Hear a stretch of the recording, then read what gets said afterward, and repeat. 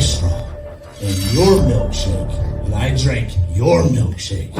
You can get chewed up and spit out if you don't understand these things. Go drink your milkshake. Are you prepared to do what it takes to get what you want? There's money in this room. There's millions of dollars in this room networking. It's about consistent, intentional, tactical action. I'm on a mission to make something change in my environment that's going to give me what I want, and I'm obsessed about it. It's the crucible! Oh, this is what we do. Hey guys, welcome to Wholesaling Live with RJ Bates III on Batch TV. I'm super excited to be back. It has been way too long since I've been live on Batch TV for many different reasons. We've had a lot in the works over the past several months, so I kind of want to give some updates on that, what we've been working on, make some announcements, but also just been working with Batch on how we can make the show better.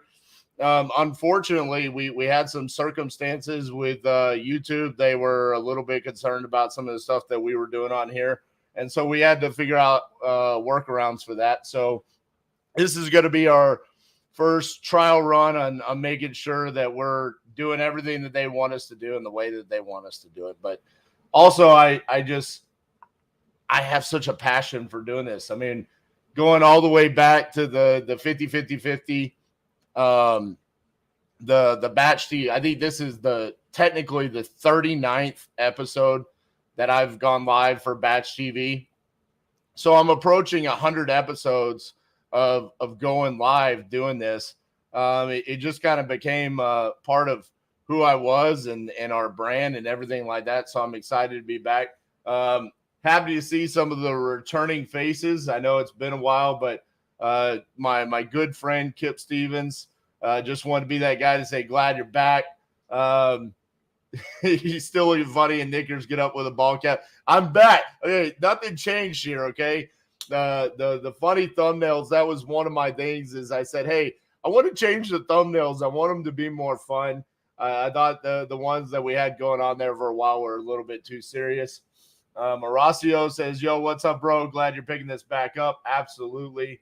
Mr. Zane Gifford, what's up? His old stomping grounds where he's from, Kentucky. We're definitely going to be hitting some stuff in Louisville today. So what's up, Zane? Angel Meza, what's up, my man? Angel, where's the moonshine at? There's the moonshine. I still got your moonshine up here for you, brother. Eli, what's up, RJ? The first thing content sharing. I appreciate that. Paul, thank you, man. Appreciate you for being here. So, where have we been and why have we not been going live as much? So, a couple of updates for you guys. Just to kind of let you know what's been going on in the world of titanium. First and foremost, we've been going strong with the titanium crucible. That's been going on for, every 6 weeks for the past year and a half. We've accumulated quite a crowd of titans at this point, and we've been pouring into them, helping them with their business. But what have we done? We went out and we bought Woodhaven Country Club. That's one thing. First time I've actually said those words out publicly to everybody. So that's a country club here in Fort Worth, Texas. It's the golf course that my best friend and business partner Elijah De La Garza, he's lived on it his whole life. His childhood home was on the 8th green. That golf course was neglected, run down, basically in need of a complete rehab. And we reached out to the seller. We negotiated a seller financing offer on that, and we closed on it. And we plan on keeping that in our family for the rest of our lives. And that's a huge undertaking. It's something that we've never done before, but it's something that we very much look forward to being a part of our lives. It's going to be content that we're going to share with you guys, the process that we go through on rehabbing that golf course. And so that's something that we're super excited with. With that being said, it also positioned us to be in the forefront for the city of Fort Worth as someone that's coming in and trying to revitalize specifically the east side of Fort Worth that needs a lot of love. And so people opportunity that purchase. Okay. The other thing is, and I can only give certain amounts of information on this, but we did just sign a contract to be on a national television network for a house flipping show.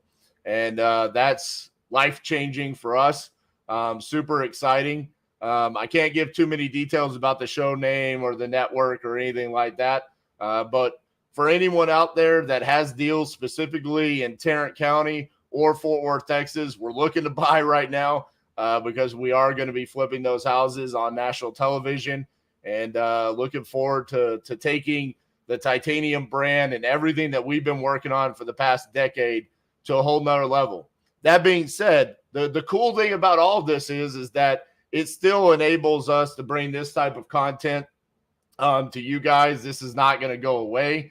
I'm still extremely passionate about showcasing our wholesaling business, which we're going to continue to run. And I want to add value to you guys so you can go out and create your own reality and create your own legacy like we're currently doing with ours.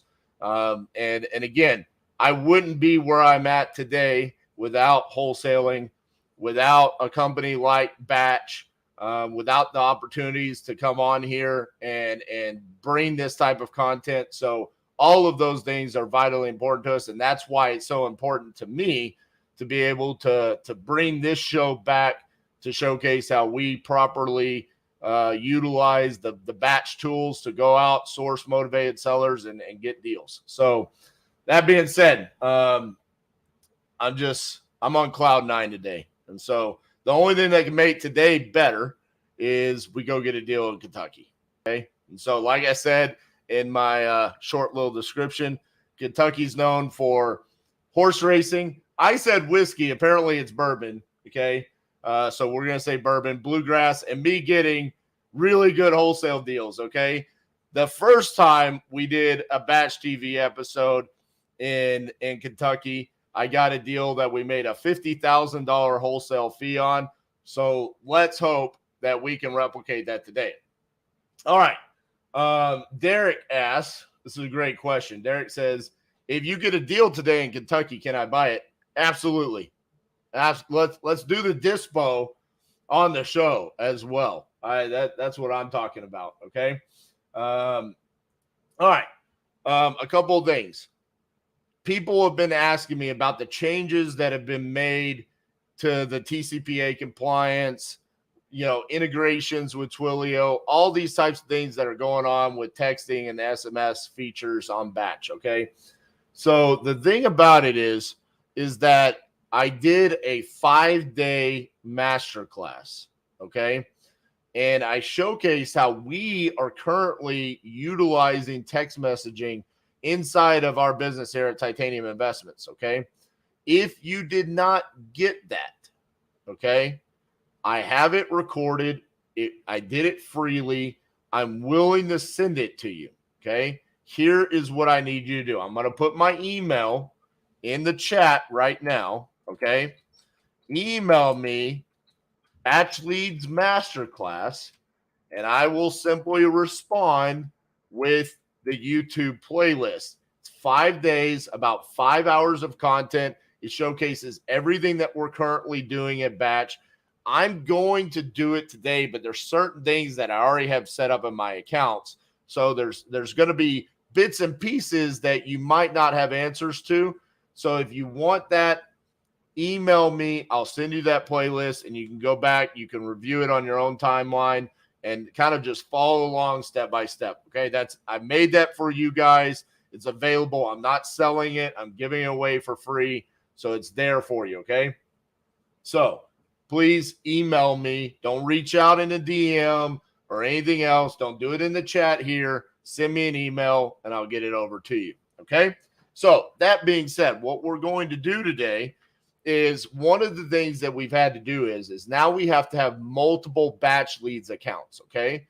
So I have my main account, which is where I pull all of my data. Once that data is pulled, I then transfer it over to the account that's for one of my acquisitions managers to run the campaign. Okay. Now, one of the things you'll hear me talk about in that Batch Leads Masterclass is that we're minimizing the amount of text messages that we're sending per account. That's why we have multiple accounts. Okay. We're trying to stay under the radar there. And so for us right now, we're not really sending out more than, say, max 600 text messages per account per day. Okay. That's like the magic number that we're at. So today, if you go back and you watch the first 38 episodes of Batch TV, you'll see almost in every single one of those episodes, I sent out close to 1,000, if not 1,000 text messages. Today, we're only going to send out 600. What you'll also see is there's going to be more times where I'm going to pick the phone up and I'm actually going to call sellers and try to close the deal over the phone. Okay. So today's episode is very important because it's going to be a change in the way that I'm managing the data. It's a change in the way that I'm managing the closing process. And so that's why I was very passionate about coming back on here and saying, hey, we need to bring this back so people understand, because I'm getting messages daily saying, hey, how are you managing this? How are you getting around these issues? It's just a change, okay? And it's just slight changes. Just, hey, 400 less text messages per account. Having multiple account managers can still send text messages out. By the way, Batch is also making changes to their accounts where they're going to make this process easier for us. That's something I've been working on with them. So look out for that change coming pretty soon. And then also a drastic change from what I have preached in the past is, hey, every now and then we're going to have to pick the phone up and call them. Even though we generated the lead from texting, we do need to get on the phone with them. All right. So that being said, Kip asked, is that a Batch jersey? This is a Batch jersey. They custom made this for us over here. And then Kip says, hook your brother up with a titanium jersey. We have the titanium jerseys. Kip, we are actually going to be selling those. So I can definitely hook you up with that. Ill Minds says, RJ, outside of getting more reps in, what are some things I could do to be a better closer? I think this is a question I get asked a lot because, I've done things like, win the Closers Olympics, and then also through the 50-50-50, people naturally want to say, hey, RJ, you're really good at closing. How can I get better at that? You need to find a rhythm per lead generation source. So what I mean by that is we have the texting through Batch Leads. We have the cold calling from Batch Dialer, and then we also have the leads that we're purchasing from Speed to Lead that we're closing. Each one of those has a different type of closing style associated with it. So if you go watch me on the phone with a Speed to Lead lead, I'm a lot more aggressive about, hey, are you still looking to sell this house? How much are you looking to get for it? And it's a very quick and efficient call. Cold call from Batch Dialer, obviously that's going to be a little bit different because it's a cold lead. They didn't come to us. It wasn't inbound. It was outbound. So we're going to be a little bit more inquisitive about the condition of the property, the occupancy, the motivation, building rapport, things along those lines. For you, listen, you've been watching me now for at minimum 2 years, okay? You need to have established what your rhythm is, what your cadence is, where you feel comfortable in conversations. For me, I feel more confident talking about the numbers of the deal, breaking down why I need to be where I need to be, and understanding why they need to be where they need to be price-wise. Other people aren't as comfortable with that, and so they might want to build that rapport a little bit more. You need to determine what it is that you are going to be as a closer. Don't try to replicate what somebody else does. Become yourself and really find out what that looks like. That would be the best advice that I can give to you, is just finding out what your own cadence is and where you feel most comfortable in the conversation. All right. Let's do this. I'm going to kill this banner real quick, and then I'm going to share my screen. Let's get started today. All right. So what you'll see here is this account is under Royce Guillory. So Royce is one of our team members here. Great guy. Love him. This is his account. Don't have a ton of properties in here, but what I wanted to show you guys is under the SMS settings. I've already come here. I've added Louisville, Kentucky, and then I've gone to the phone manager and I purchased 5 phone numbers. Okay. So we are set up to begin our campaign. The only thing we need to do is pull our data and get the campaign itself set up. So what I'm going to do is I'm actually going to pull the list inside of this account, which typically I would do it in our main account, but for the sake of today's show, I'm going to do it in this one. So I'm going to search Louisville, Kentucky. Pull up in the quick filter, just verify we've got plenty of opportunities in here. Now I'm going to go to our filter, residential, single family. That's all I want to mess with today. Not on the MLS. Individually owned. You guys seen me do this, probably about 90 times now. And I'm actually going to want to get really tight on this. I'm going to say let's do 125,000 to 150,000. Let's see how much data that gives me right there. Boom. Really narrowed it down for me, okay? So we're going to take these 145 vacant properties. We're going to create a new list. You sent me a lead? I did. Okay.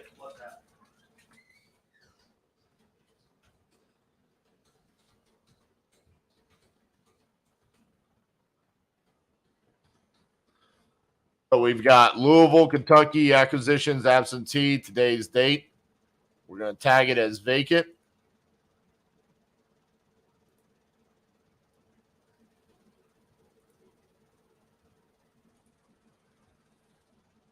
All right, so we got to wait a couple minutes. Nick says, love these lives. Let's go. Nick, appreciate you being here. Chris Profiter, what's up, brother? In your phone manager section, how do you have more than 5 numbers?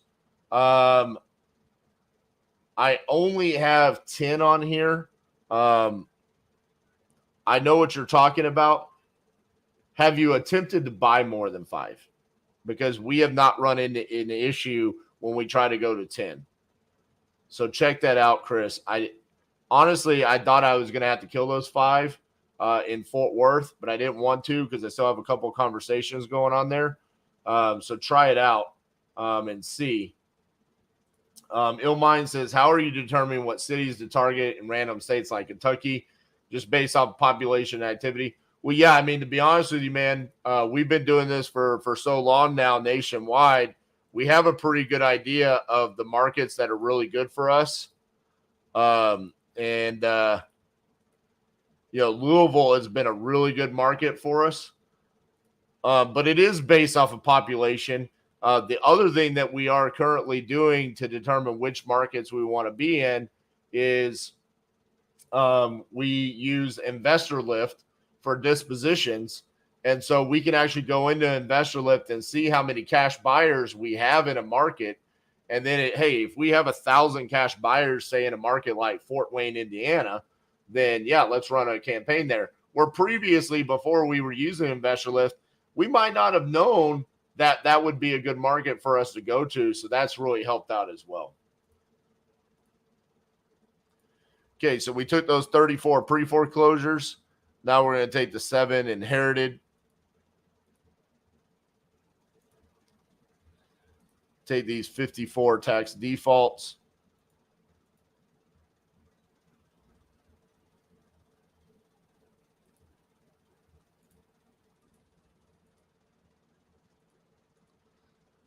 Derek says, I also say Louisville correctly. I'm not going to take the credit for that. I'm just going to say I owe that to my obsession with watching college football. Listen, I am, and I was, especially back in the early 2000s, a huge Rutgers Scarlet Knights fan. So Rutgers and Louisville obviously had some epic battles back in the Ray Rice, Brian Leonard, Mike Teal days. And quite possibly, I think the second best college football game ever played when Jeremy Ito won the game for Rutgers, kicked the game-winning field goal.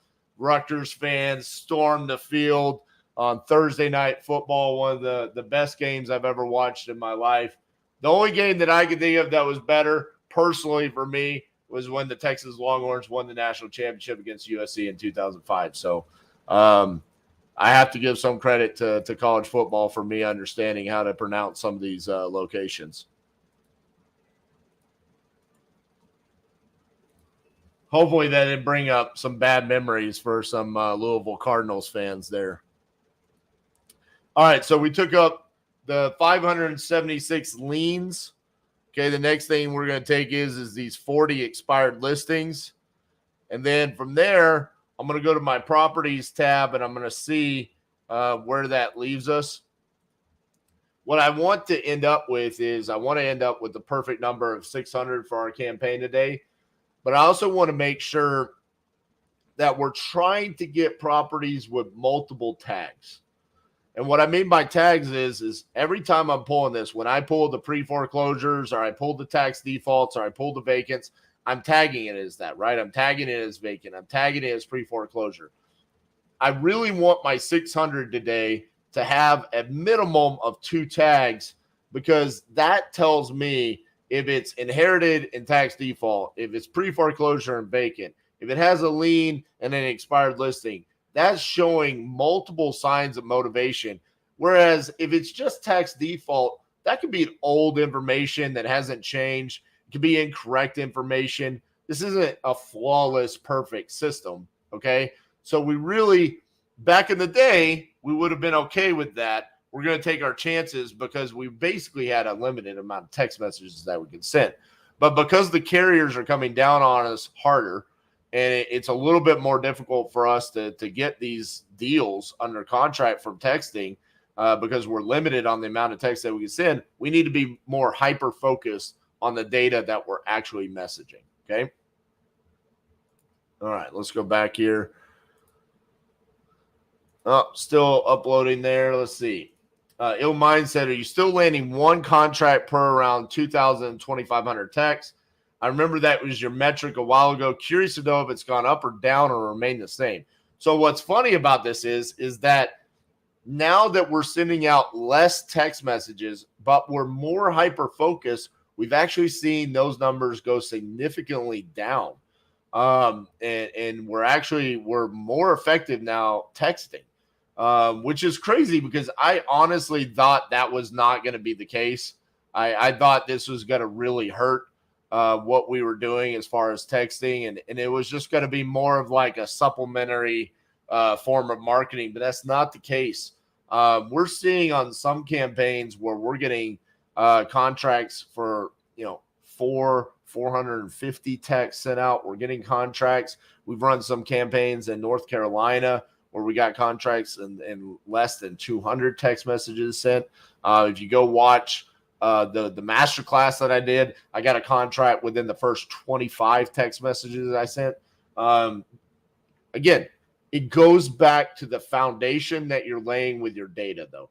You have to be pulling your list correctly, and then you also have to be utilizing the properties tab correctly, making sure that, yes, you pull the list correctly, but then are you choosing the data correctly that you're marketing to? Or are you wasting text messages? And now looking at it, going back to what we were doing in 2020 and 2021, we were probably wasting our time and our energy and some of our resources on data that we probably shouldn't have been marketing to. All right, let's see. Expired listings.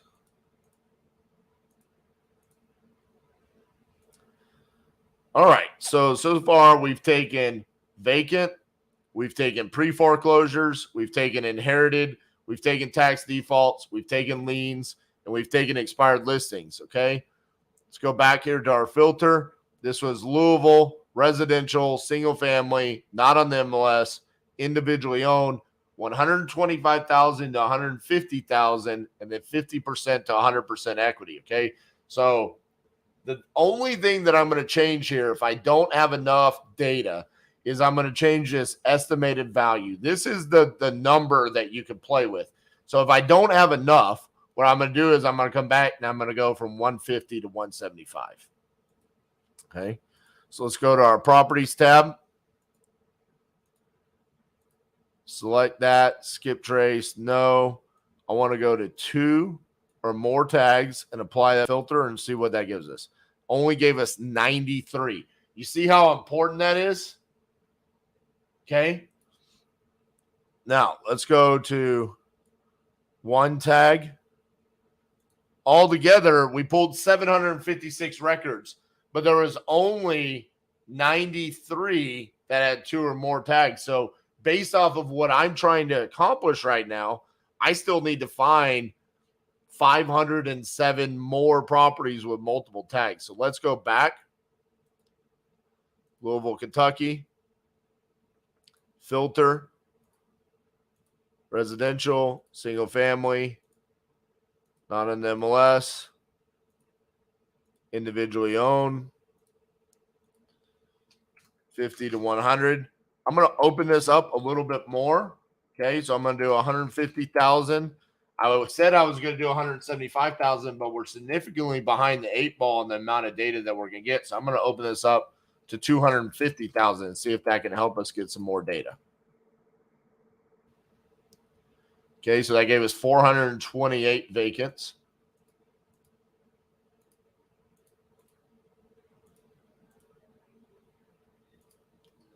Okay, so we'll give that a second here to come back. Does everybody understand why I made that pivot there from 150,000, 175 to open it up to get us some more data, and why I want to have the 2 or more tags? Because again, I think this right here is probably the most important part of these episodes.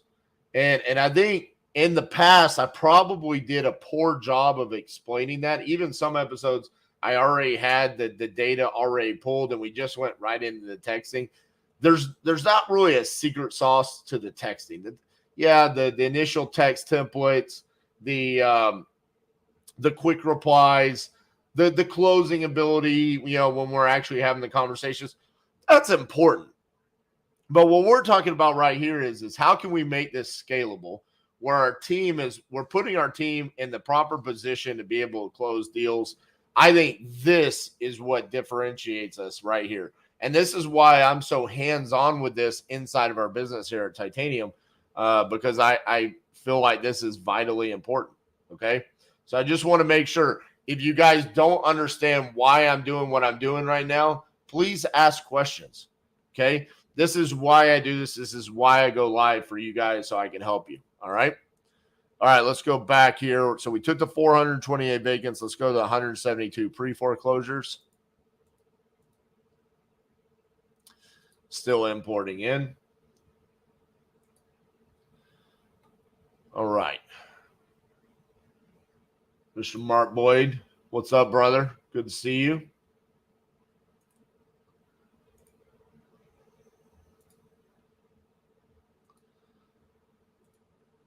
Wish this sometimes moved a little bit faster for me.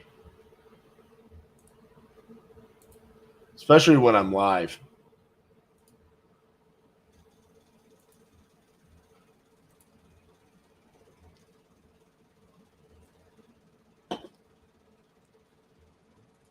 Come on, baby. All right, so while we're waiting on that, because it is going to take us a little bit of time, Jeff says, do you screen out negative replies or not?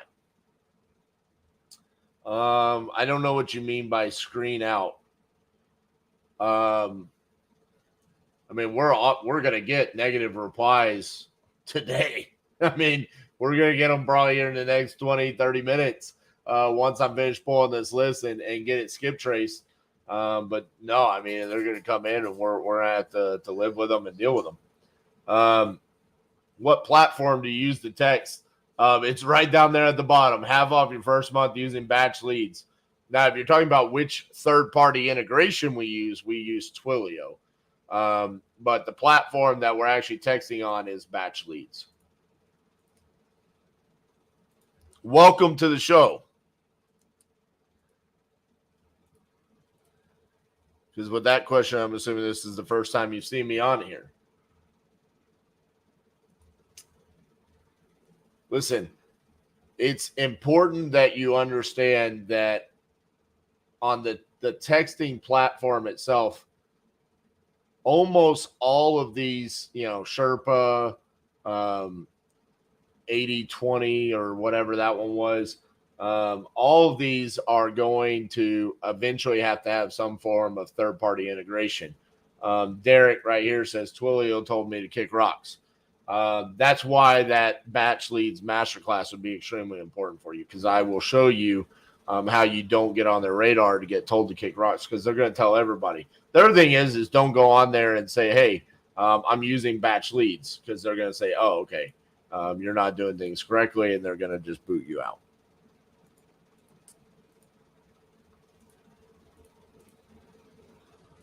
All right, we take these 30 inherited. We're going to take these 310 tax defaults. I'm probably not going to take 2,000 liens. Now, I will say the liens category has been a top producer for us recently, specifically on the cold calling. That's been a really good list for us, because the way that we do our flow is what you're seeing right now is this is a market specific list that I'm creating. Okay. So it's only for Louisville, Kentucky. And so what my guys will do is they will text this entire campaign. Then we're going to take that list and we're going to drop it in the batch dialer. We're going to have a VA cold call that entire campaign. Now, while that VA is cold calling that, our acquisitions manager then would need a new text campaign. What that text campaign is going to be is it's going to be a nationwide list, and it will be nationwide acquisitions liens today's date. So he's calling all, or he's texting all of the liens. Then when he's done with that, the cold caller should be done with the Louisville campaign. Then they're going to cold call that nationwide liens list. And then my acquisitions guy is going to go start another market specific campaign. So we'll move him on to Atlanta, Georgia. And then when he's done with Atlanta, Georgia, we're going to take him back to, say, nationwide pre-foreclosure or nationwide bankruptcies, something along those lines. So this is like our flow over the course of time on how we're hitting market specific as well as motivating factor specific. Okay.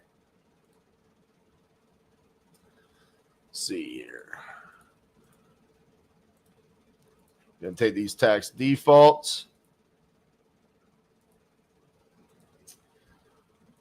Crazy boy, what program are you using? We are using batch leads. Scrolling there at the bottom, half off your first month using batch leads, promo code titanium. Sign up today and get me enough money to go buy me a Starbucks. RJ, how many can you text in a day with batch service leads these days? So I touched base on that this early on in the episode, but we are going to keep it less than 600 per account. Okay. That is where we are seeing we're not having any issues if we keep it under 600. So my list that I'm going to pull right now is going to be right around 600. Then we're going to skip trace it, and then we're going to text all 600 of it. And then I've got a couple leads in here that I can actually just go ahead and call. So I'll be probably placing a couple of phone calls as well. All right. Good morning from Somerville, New Jersey. Good morning. Glad to have you here. All right. So on these liens right here, like I said, liens have been working well for us, but I don't want to take 2,000. Okay.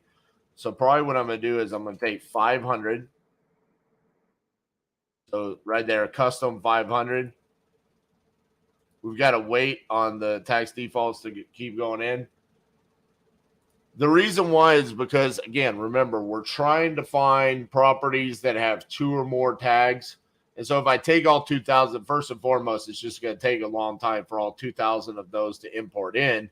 But also, the vast majority of those are probably only going to have one tag based off of what we're pulling here. So we just want to take those 500, first 500, and then we'll move on from there.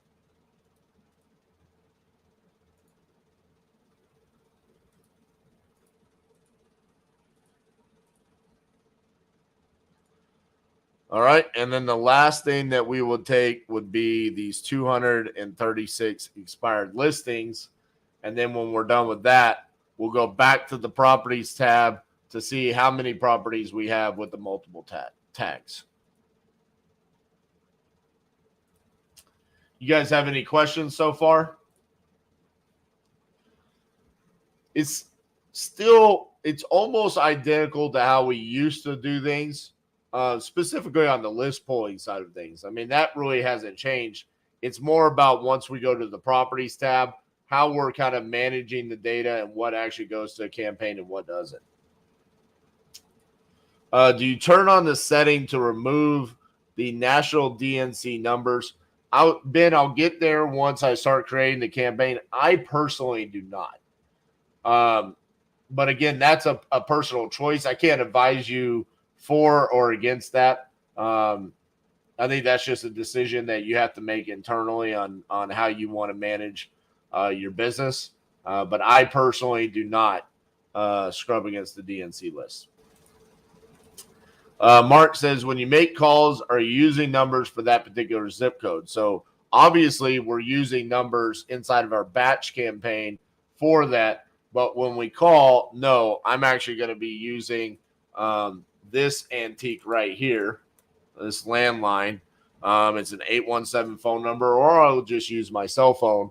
But no, we're not going to be calling from a local Louisville phone number. And I'll just explain, I'm a nationwide investor. I'm based out of Fort Worth, Texas, but I'm looking to purchase properties in Louisville, Kentucky. And that's typically how we overcome that objection.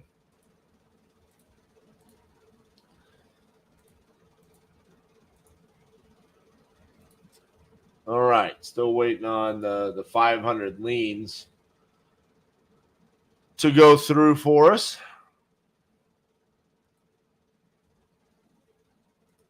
Chris Profiter, but your VAs are dialing from local numbers. Correct. Inside a batch dialer, we make a numbers group. Actually, let me show that. So I'll open up batch dialer here.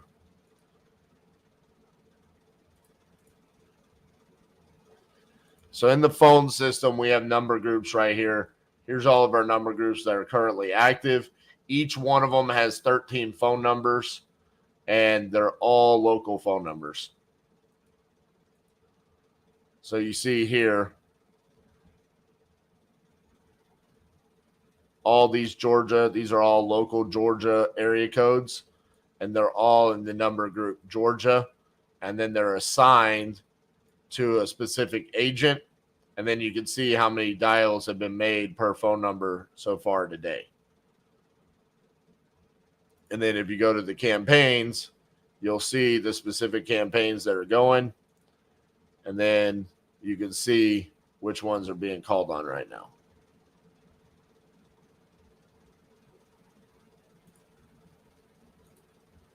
All right, let's go back to batch leads. See if we can import these in yet. Yes. Okay, so we just got to wait a couple minutes for the expired listings to import in, and then we'll be able to go check and see. So what I might do at this point is I will probably go, regardless of how many properties we have with the two tags, I'll go ahead and skip trace it so I could go ahead and start the texting. We're already 40 minutes into this episode and we haven't even sent a text, so we got to get going. But I'll go ahead and I'll send some text out while we continue to pull if we need more data. If we didn't get to that 600 number, I don't think we're going to, just looking at it right here. We got 400 vacants, 300 tax defaults, 172 pre-foreclosures. We did take the 500 liens and then 200 expired listings. It's probably going to be difficult for us to get to, 500 plus 2 tags with that amount of data. So we'll probably come back and keep pulling, but at least we'll be able to get started on the texting. All right, so let's go to our filter. Skip trace, no. 2 tags. 169. Woo! All right. So we're going to go ahead and skip trace that.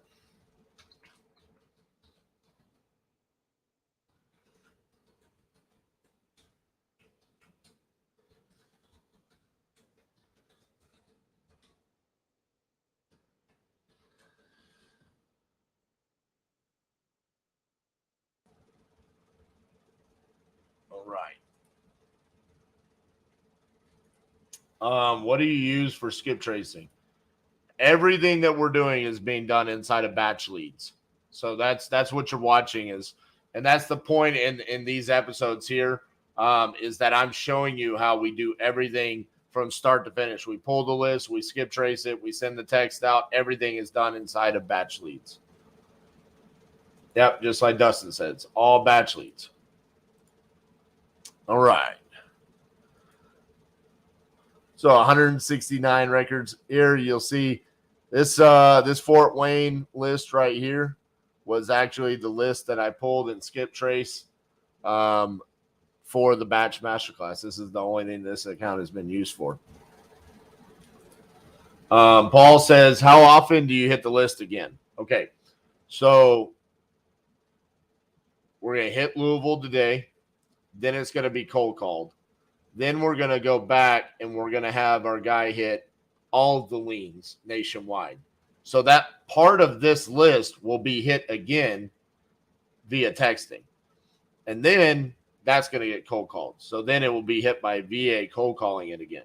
Now you have to understand, if this is Royce and he's hitting the liens after he hit Louisville, Kentucky, when Justin's done with his city, he's then going to go hit the pre-foreclosures.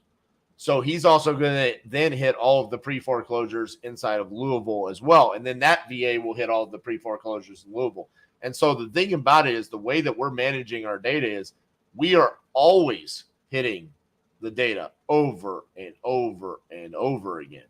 So when people ask me, how often do you do follow-ups or how often do you hit the list again? Well, the list is never not being touched. It's just being touched within different campaigns for different reasons. Sometimes it's hit because it's in Louisville, Kentucky. Other reasons it's hit because it's a pre-foreclosure or bankruptcy or an auction, whatever that motivating factor is. Okay. So we have specific markets that we're going to come back to probably every 30 days to pull a list, Louisville being one of them. Okay. But Boise, Idaho is not going to be a market that we're going to be pulling the list every 30 days because it's not a good market for us.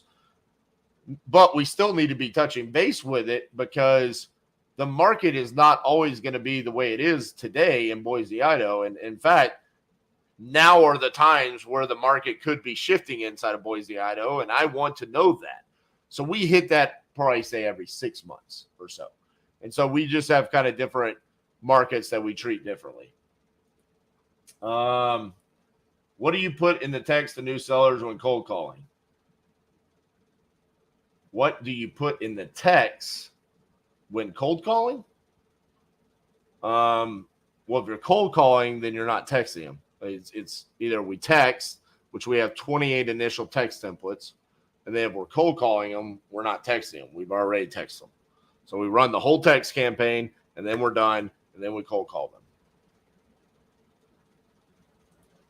Angel says, hey, boss, you can see how many basic questions are being asked. Guys need to get the titanium crucible. I couldn't agree more, Angel. These are definitely questions that we answer at the crucible for sure. All right, let's see if this skip tracing is done. Boom, 100% hit rate. All right, so what we're going to do is, typically I don't do it this way, but because it's fresh data, I'm actually going to push it to the campaign from here.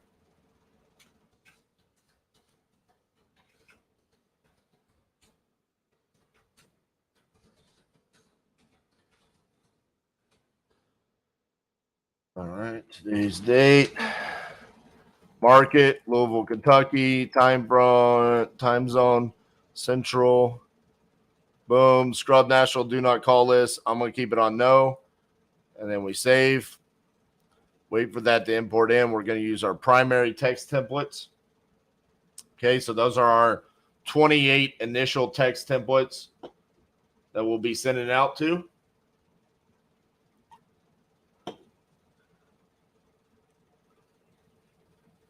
We'll almost be ready to get started.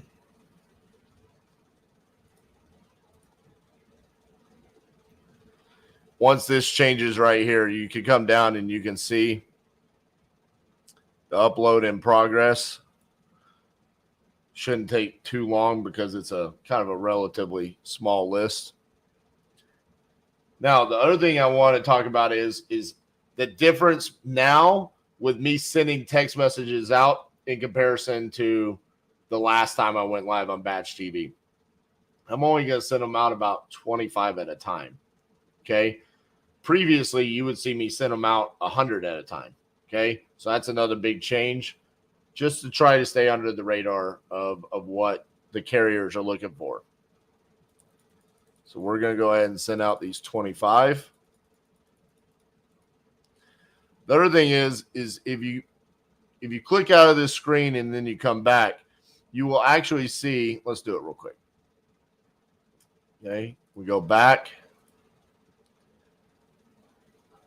So you see total in queue 25. So the 25 that we just sent out, it is in queue right now. Okay. They'll be sent out in probably waves of 5. So we'll go back to the inbox, go back to the campaign. See, 20, and we sent 5. Okay. So that's another way that the batch system and Twilio working together is kind of mitigating your risk of being marked as spam. All right. Well, we are honored to have Miss Kelly Smith on today's episode. She says bourbon, not whiskey, native Kentuckian. Okay, well, I got it correct on the show, Kelly. I did not get it correct on my I could have sworn, is it? I'm not gonna mess this up. I'm not even gonna try to claim. I don't know enough about whiskey to say otherwise, and obviously you do. Miss Anna Hensley, good morning, rock stars. The real deal in process. Love the updates. What's up, Anna? Good to see you. All right.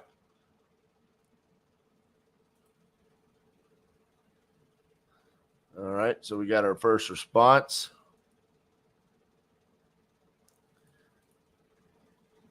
Go back in here and see. So, yeah, it's only still sent to 5. So, see, it's kind of really slowing down the process of us sending out those text messages. All right, so I want to go back here, Louisville, Kentucky. Whoop.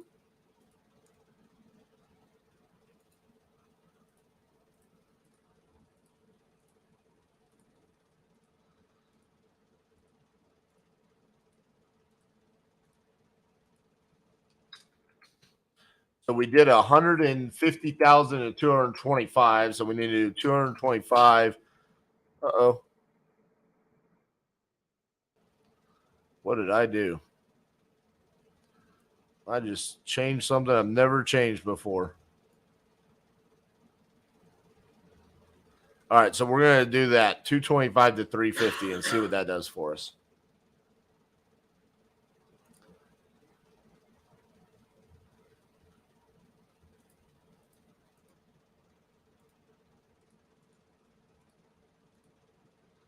Got to move relatively quickly through these so we don't miss out on our responses there that are coming in. And I want to keep the text going out so we can get some traction within the campaign.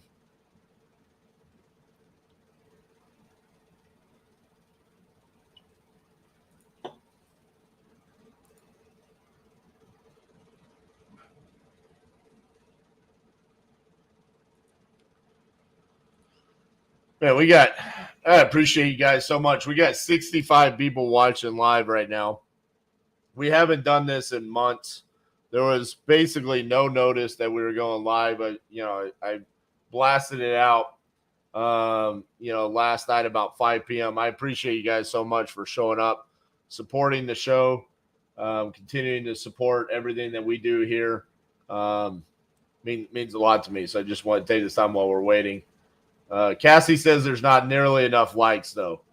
So if there's 65 people watching, I mean, there should be 65 likes. That would only bring more people to watching the show. Just throwing that out there as well.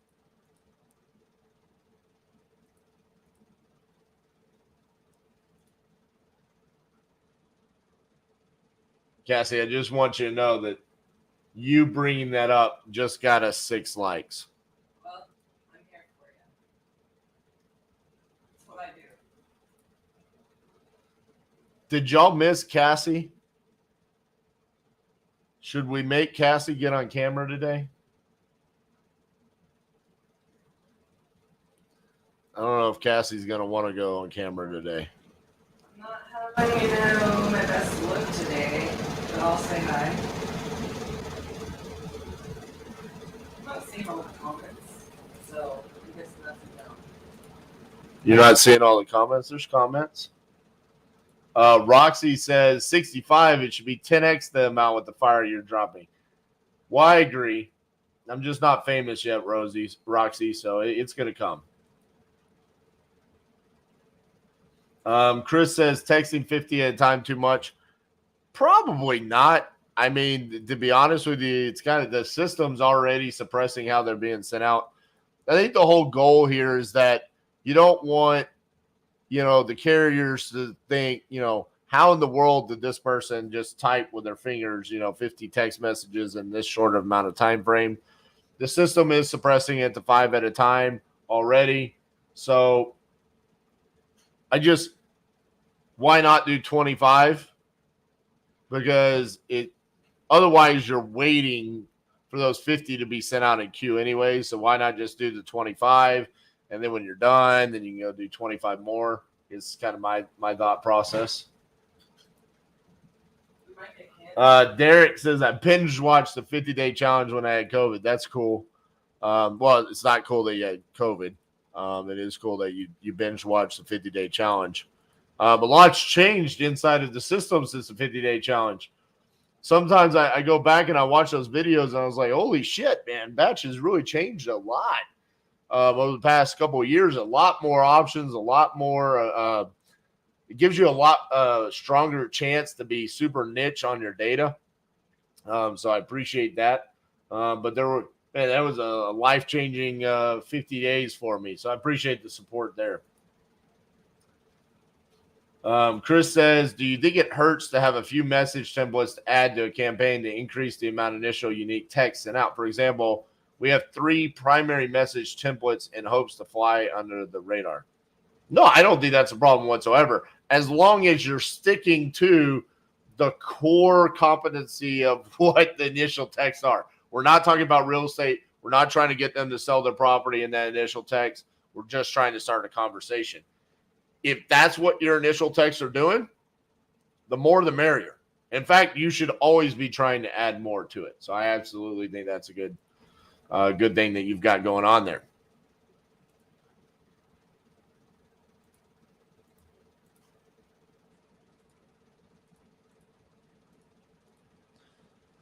All right.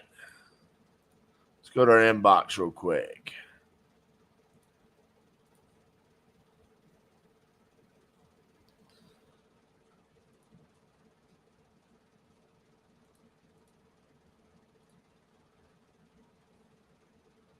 So the 25 got sent out.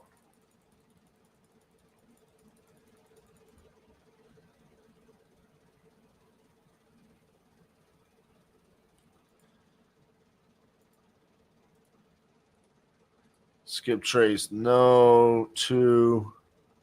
Jeez.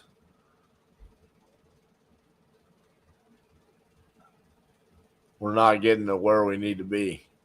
We're at the broaden our search here.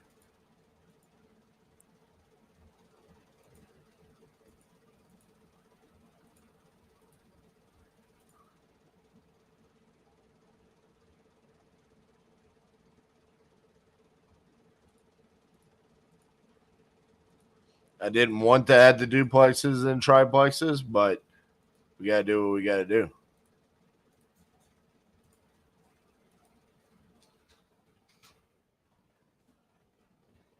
Okay. Let's think about this. I added data. I started at 125. So there. 75,000 to 125.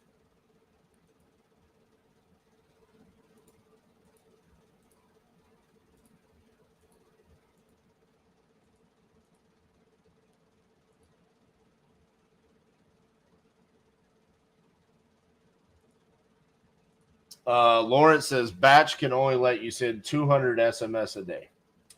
Lawrence, I don't know what you're talking about. That's not a fact.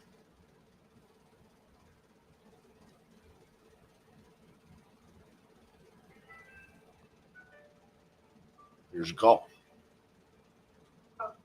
Hello, this is RJ. Hello, this is RJ. How can I help you? Yes, ma'am. Can you hear me? I guess she could not hear me.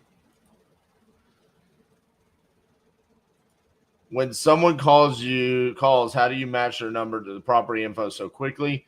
You can type in the phone number that they're calling from on the inbox page and go to the all tab, and it should show you the initial text that you sent to them. Once the conversation with seller is flowing, can you text normally using the banned words? Yes. Now, there was a period in time where they were getting pretty strict about the second text messages being sent. But if you still use the quick replies that we've given you, you should be okay.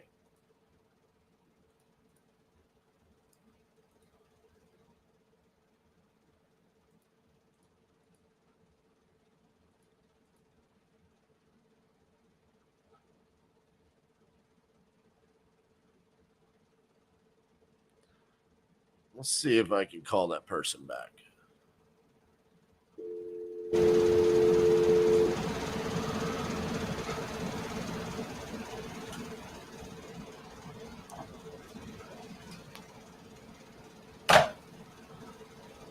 If I only knew how to use this phone. I don't know how to use the phone. You need help. I do need help. This is why you have to have a business partner right here.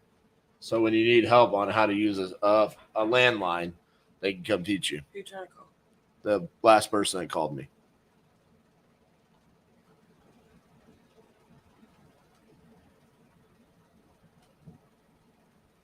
That one? 1:28 p.m.? No. That's on June 9th.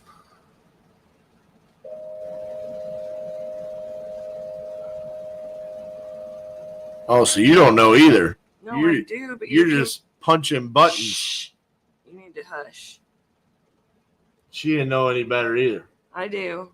She come over here. Oh, yeah, I know how to do this. I do. Yeah. This would be like me saying I know how to pull a list and batch and it not work. I'm not able to do it. Like, let me figure out which tab to go to, and then I'll be able to do it. Yeah. Right. Where's it at? None.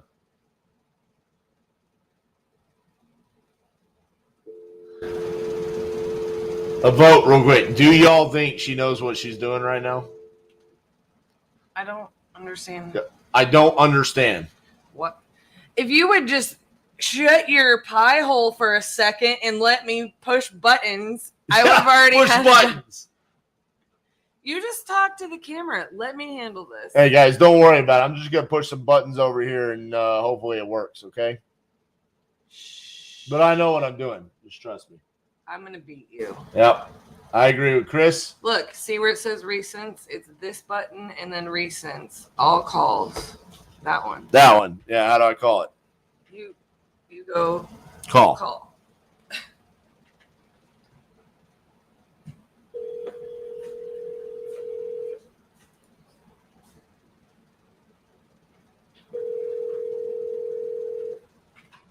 She did figure it out. Hey, well, I would have figured it out fast. Hello, this is RJ Bates. You just called me. I think it was because I sent you a text message, but I don't think you could hear me when I answered. Yeah, you was talking about some kind of convertible or something. Oh, no, that wasn't me. No, I was calling to see, do you have a property you're looking to sell in Louisville? No, I'm not selling it. Oh, Why you all get my number and I keep getting these kind of calls? What's going on? I don't understand why people thinking I ain't got no for sale sign on nothing no more. I don't know why I keep getting these calls. I think it's because there's probably something going on with the property that would indicate that you might be interested in selling. So, like, for example, is there anything going on with the property with it being vacant or pre-foreclosure or tax defaults or liens or anything like that? No. I don't know where I'm keeping these calls from. Yeah, No, it's not for sale. I got you. All right, you don't have anything else you want to sell? No. All righty. Well, you have a great day, okay? All right, bye-bye. All right.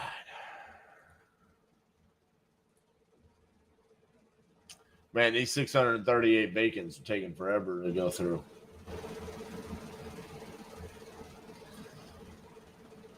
Let's see. Patrick sent me a lead that he said this is in Lexington, Kentucky. All right.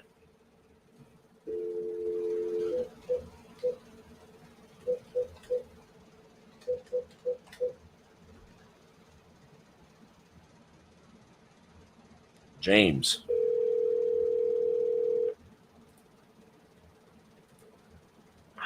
Hello, Hi, is James there? this is Scott. Okay. I was calling to speak to the. You're the right person. You're calling about 1179 Alexander. That's correct. Yeah. Do you know anything about the property? I received a text message. I'm assuming from you that said it's not listed, but everything's for sale for the right place. But I'm not looking to dump it or give it away. Right, and then I look back, and it looks like we've had this conversation once before, apparently a couple months back. I From didn't know. I mean, if you're like a company looking to buy things on a good deal, I'm a general contractor. It's a rental property. I get great rent out of it. It's a great shade. It's got new electrical service. It's got new roof. It's not something I'm looking to dump, but I mean, everything's for sale. So, by all means, make your offer if you're interested in making one. But I get a lot of calls. Let's say that. you know the quickest way to get rid of those calls? Tell me. You sell me your property. Yeah, well, like I said, everything's for sale. Everything's for sale. How much rent do you get for it? Right now, $1,000 a month, but I could be getting a lot more. All right. 6 years. And what's your magic number to get rid of it? Man, it's like I said, it's not for sale. It's been sitting there, and unless somebody just wants to buy the thing, it makes the good money. It's paid for. I mean, if you're interested enough to make me an offer, I'll listen. But I mean, I don't want to negotiate over it. I just, like I said, it's not on the market. It's not listed. If I never sell it, it won't hurt my feelings one bit. If I sell it tomorrow for the right price, it won't hurt my feelings one bit. I gotcha. Well, it sounds like you're in a good spot, you know. Yeah, I'm selling a sixplex. I'm closing on a sixplex. I mean, I'm getting old. I'm cashing out. So, I mean, yeah, everything's for sale, but even the sixplex wasn't for sale. Well, all right, what else do you got? Do you got something that you want to get rid of? You said you're cashing out, so I mean. Like I said, I'm a general contractor. I used to flip houses when the economy went to shit. I started buying rentals. So I don't have anything that I would like to dump. I don't have anything that's in less than perfect condition. I mean, I'm like you, except I'm not a company. I gotcha. I would buy somebody's house tomorrow if it was a good deal. All right. So if I get deals in Lexington, do you want me to send them to you? I mean, if you get something that's considered a deal, absolutely. But I probably already get it, and I'll get them for a little boy. I've been doing it. I'm getting old, man. I'm over 50. I've been doing it a long time. Over 50, they ain't old. You're just in your prime. I'll tell you what, I didn't think it was till these last 2 years. It surely became old quick. Oh, shit. I ain't that far behind. Don't tell me that. I feel like I still got plenty of time left. I was a dumb thing up until these last 2 years. These last 2 years have hit me like a damn wall.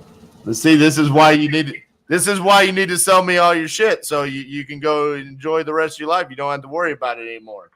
Like I said, I'm cashing in on a sixplex that's paid for. So, I mean, I'm putting myself to that position where I don't have bills. I am getting there, and I'm doing that. But I'm not looking to dump anything or just give anything away for less than what it's worth.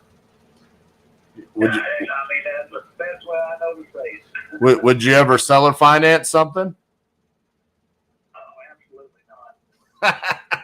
You said no way. No, I wish. Well, I was just going to say, I mean, if you own it free and clear and you don't want to give it away, the way that I can overpay for it is you sell and finance it to me. I can actually make that rent, never have to worry about it. I mean, But dude, you're a landlord. You always have to worry about it. You never know if your tenant's going to flush a toilet diaper down the toilet. well, you're right, but I'm a general contractor. I mean, I'm a master electrician. I mean, I've been building Jimmy John's for 20, not 20 years, but I've been building Jimmy John's for about 14 or 15 years. Yeah, but you're old. You don't want to do that anymore. I'm an old maintenance man. Everything for this, I just, without blowing smoke up his ass, we both know I'm probably not going to be the guy you want to buy from. That's true. But it was a fun conversation nonetheless. Yeah, hey, man, I don't hate on you for trying. I just, if somebody's got money and they just die there on my property, everything's for sale. But, I mean, even market value right now probably wouldn't even make me do anything special. I just probably wouldn't think twice about it. I make good rent and faithful. Gotcha. All right, man. Well, you have a great day and best of luck with everything, okay? Appreciate it. Stay healthy, brother. All right, you too. Bye-bye.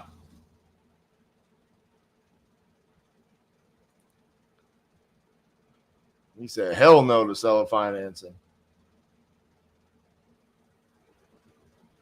All right, so we just now got the pre-foreclosures in on this. Hey, this ain't moving. Too slow for my liking right now. All right, we got the pre-foreclosures in. We got the inherited. We got some tax defaults we can drop in here.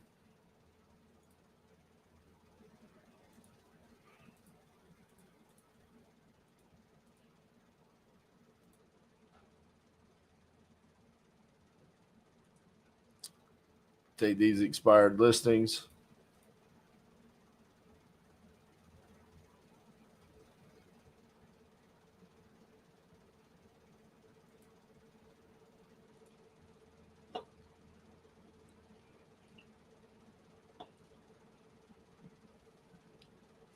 I actually thought he was going to be interested in seller financing.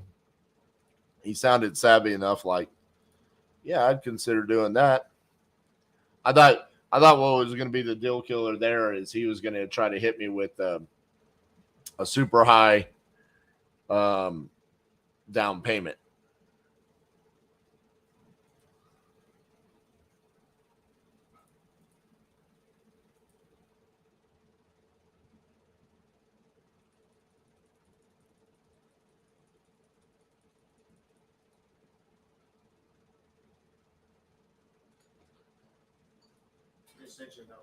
All right, thank you.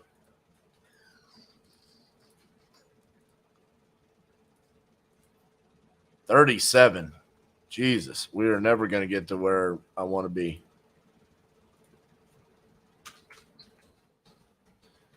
I'm going to be pulling data all day long. So you guys won't mind.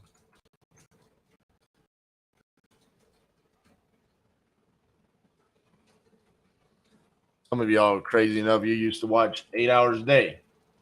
Do you pull prop stream lists? No, because I like making money. I'm not a big fan of poop stream.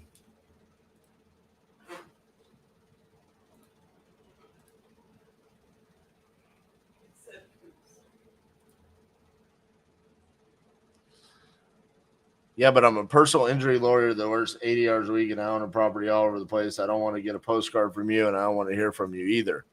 Your inquiry to me is unsolicited and is a violation of several federal statutes. Oh, okay, Keith.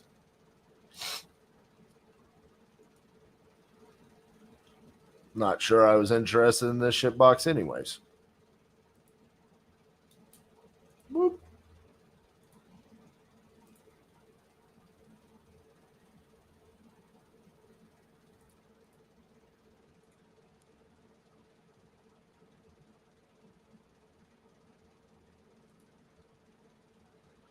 Okay, we got 36 of the 37. Go ahead and push that.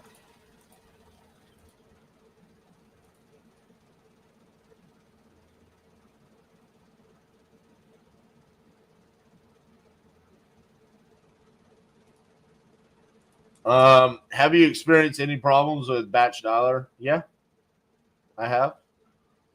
There's been times where, for whatever reason, the dials weren't going out or whatever, and then we reached out to support and they got fixed. But I mean, it's just like any other service that we've ever used. Yeah, I mean, there's issues, but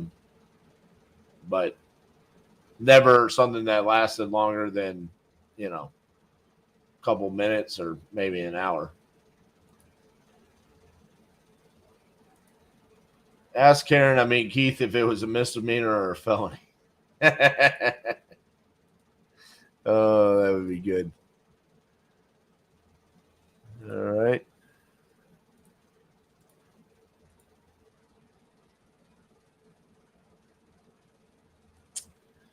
All right, let's see. We got another lead over here.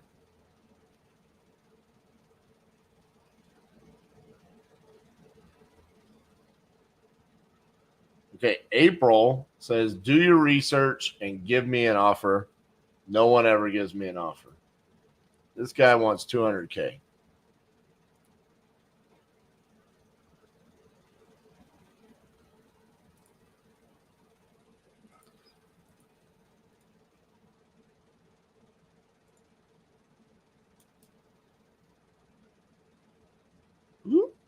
That's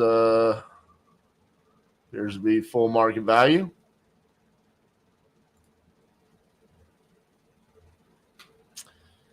All right, let's go to list search here and look up April's.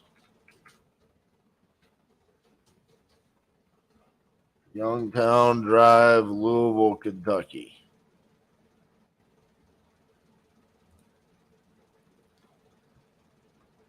So she bought it for $96,000 12 years ago. Looks like she owns it free and clear.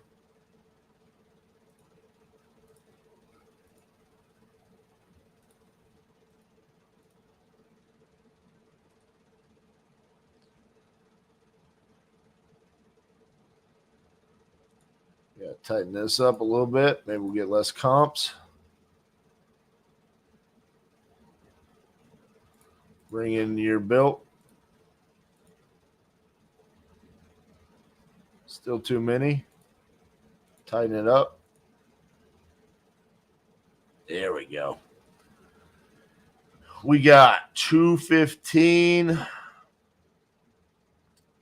Oh, yeah, these are newer. All right, April.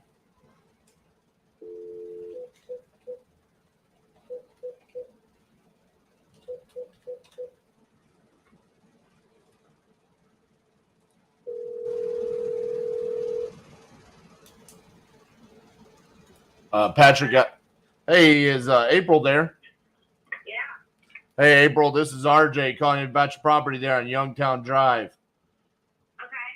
Looks like you were texting my associate, Patrick.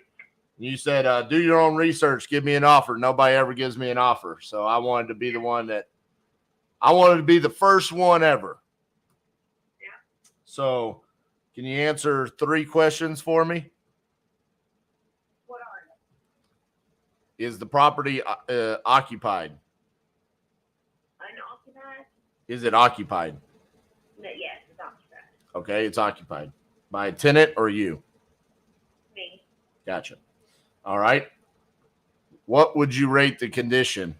Good, bad, ugly, perfect?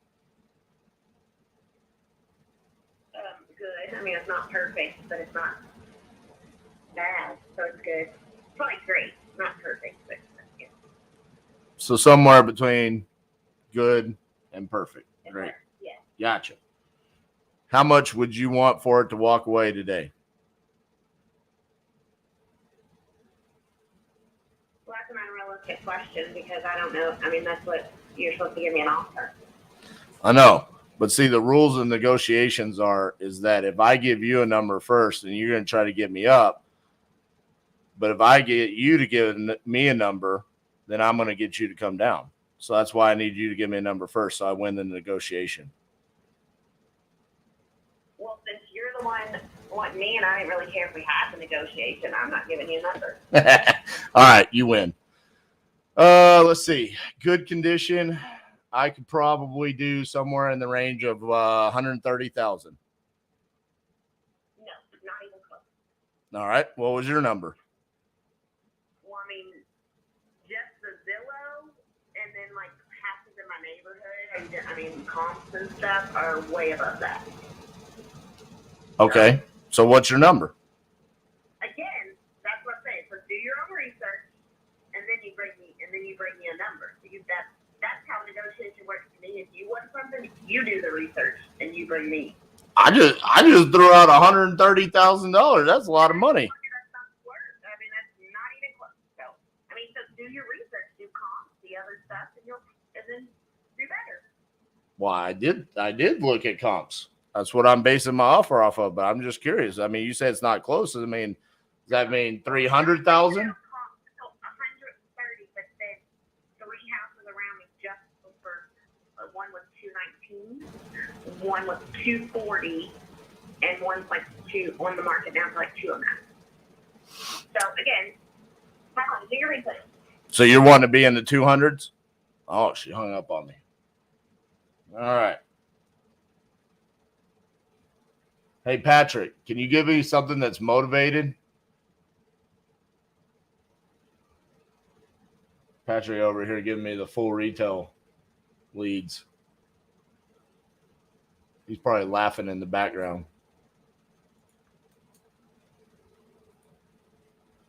All right. 200K. This also is full retail.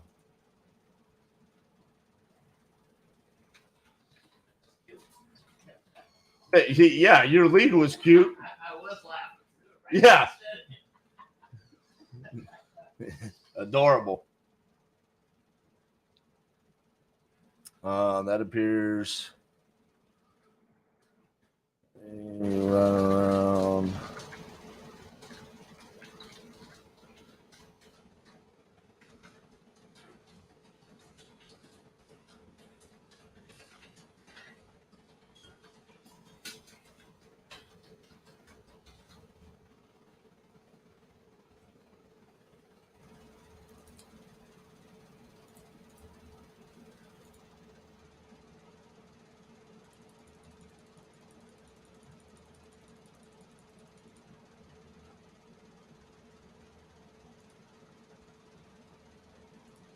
Do you ever dig deep to find sellers whose number you can't find?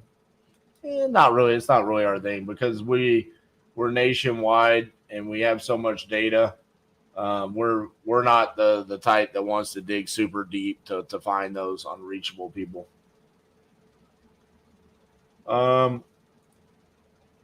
These people need a broker but live in denial. I mean, sounded like her house was in good condition. She's probably not motivated, or she wasn't motivated.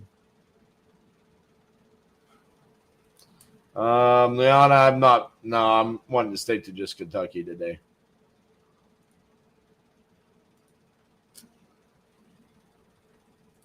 Okay, that guy said he's good. All right, let's go back here.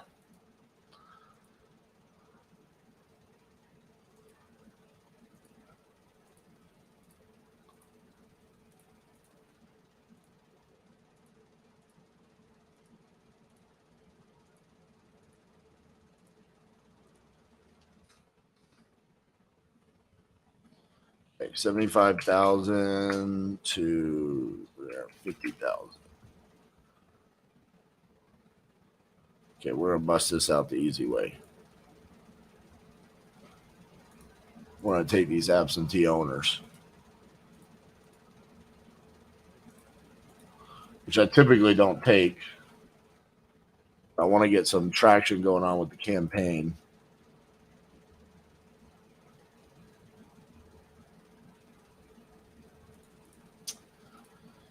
I have a lead that wants to sell, but tenant's lease is not up till November. How would you structure the deal? Well, I mean, first and foremost, tenant occupied properties are going to be some of the best leads that you can get.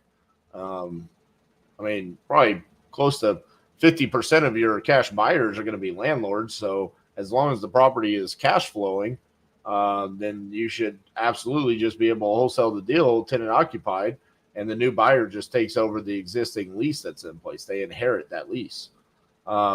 If for whatever reason you don't think you could sell it tenant occupied because it's not cash flowing and it's a better flip, or for whatever reason, there's a couple different things. You could just push the closing date to the end of November, or you could just do a lease back until then. But you're going to go ahead and notify them that, you know, hey, you're going to be asked to move once your lease is terminated at the end of November. But that should be a very common thing that you're dealing with, is a wholesale deal with a tenant in place. Would you recommend small-time wholesalers to dig deep if maybe we're just in a couple of markets? I mean, again, no, because I started small. I started in just a couple of markets, and I've never done that. That's because I'm playing to my strong suit. I'm playing to my personality. If your personality is, hey, I do want to dig deep and I want to find these types of things, and so I'm buying these highly motivated sellers, and that's the type of business that you want to create, then yes. I didn't want to do that. I wanted to create a high volume nationwide company, but it wasn't just from day one that I could do that. I had to build that. So again, this just comes back to your goals, your objectives with your business, and what kind of business you want to create.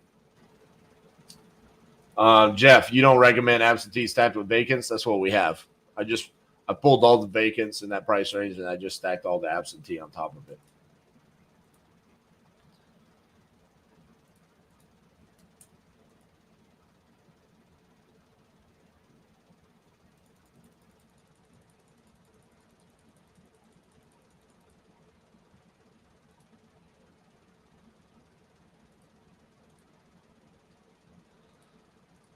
Alrighty.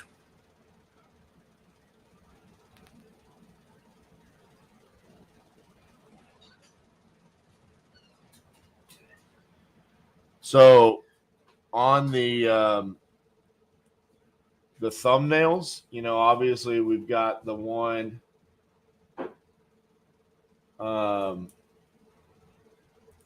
Maddie Parker, the mayor of Fort Worth, asked me what platform you're using. Oh, Kim, you crack me up. Batch leads, baby. Hey, Maddie Parker's about to be my friend. Yeah, Maddie Parker's going to be our friend.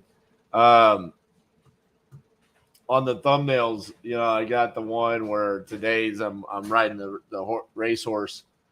The one for Florida, the one in Texas, they're trying to Photoshop a cowboy hat on me. And then the one in Florida, I'm wrestling an alligator. What are some other funny ones for different states that you guys can think of? Tell the guys to get to work on them.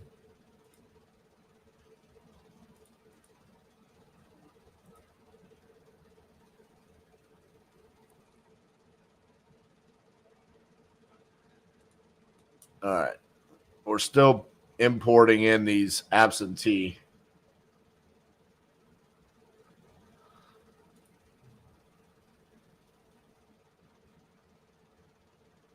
Oh, that's a nice response. Maybe I'll get old Barber to call me.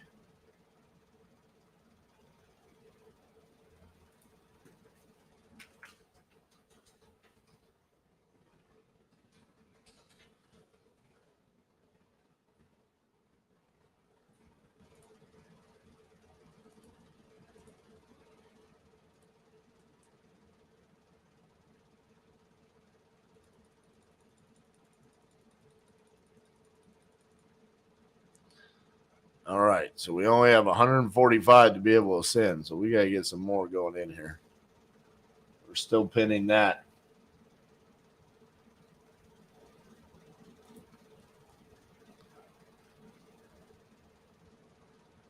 All right.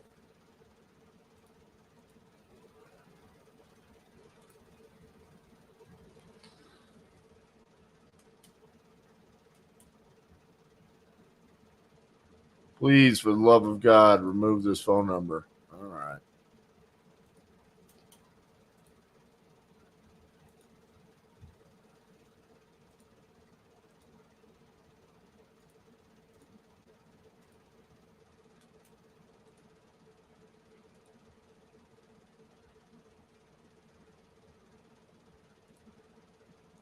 Do you like out-of-state owners also of vacants? Well, the out-of-state owners are automatically included with the absentee.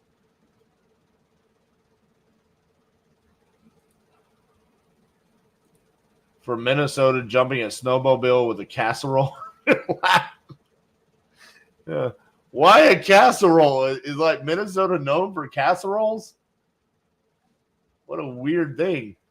Listen, if I'm doing Minnesota, okay, it's gonna have something to do with hockey. So because I'm such a hockey fan, my son plays. My son's actually going to a hockey camp in August in Minnesota. The beard could be the pull handle on a great Vegas slot machine. Oh man. I guess so. I've heard a lot of things about Minnesota hockey. The North Star. You got the land of 1,000 lakes. I don't think I've ever heard someone bring up something about casseroles when it comes to Minnesota. That was the first.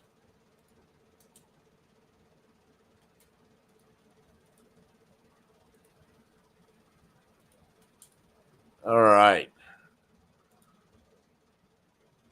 We're just going to take what we can get at this point. I'm not waiting any longer. 213.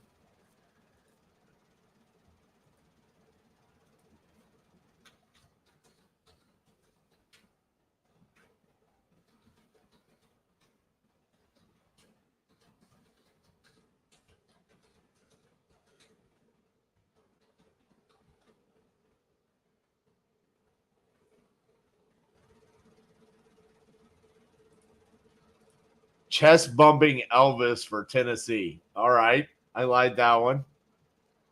Specifically, I guess, for Memphis, right? Wasn't he from Memphis? Or was it Nashville? Oh, look at this dude. Kip Stevens coming in with the super sticker. Thank you, sir. It's been a while since I had one of those.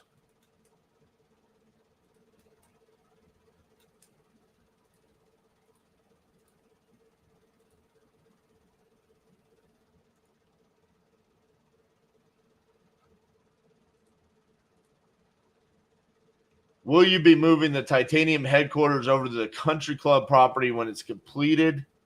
Ideally, no. We would like to keep this office open for the wholesaling business, and then everything over at Woodhaven is specifically for that. I do think we will be hosting the Crucibles in the future at Woodhaven, though. Kip Stevens is getting the Starbucks fund going. Thank you, sir.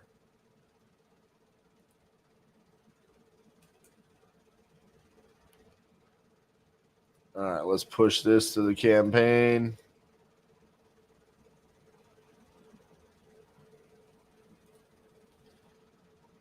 What's up, Brax Rich?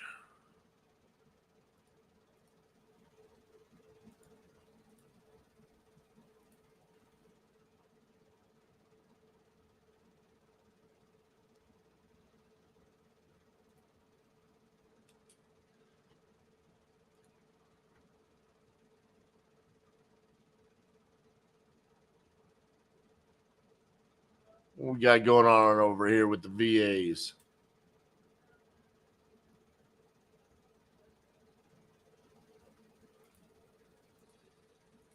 Brack said was in the week, the batch training you had a month ago, got 3 deals so far in Baltimore. Man, that's awesome.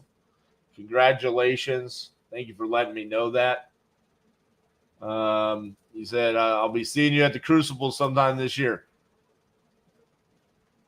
We might only be having 2 more this year, just so you know. I mean, I'm trying to work out the dates. I mean, we got the one coming up in 2 weeks, and then we got one September 1st and 2nd. I don't know about after that. So just keep that in mind. All right.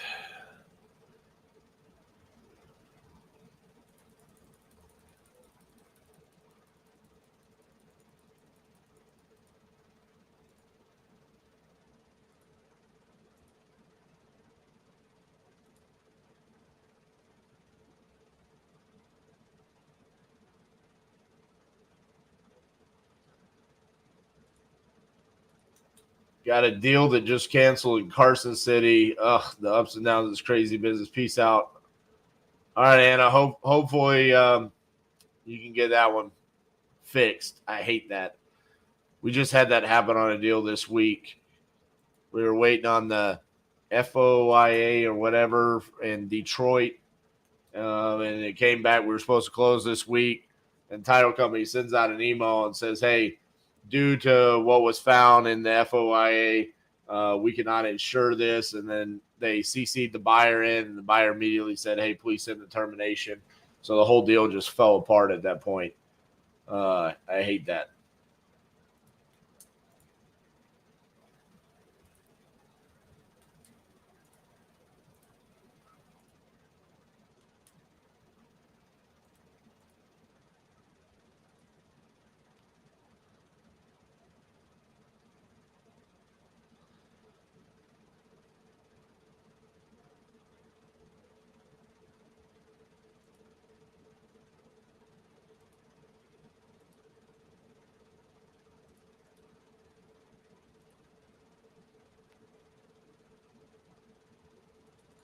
Okay, I'm going to send these out real quick. What I'm going to do is I'm going to log out of this account. I'm going to go into my main account.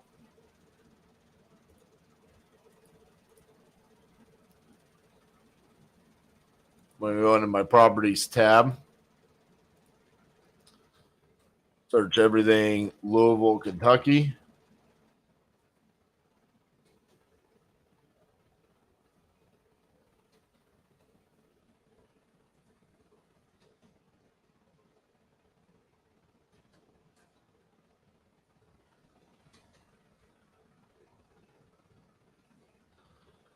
Skip trace, yes. See how many we have with 4 more tags. 1351. Let's go to 5 or more tags.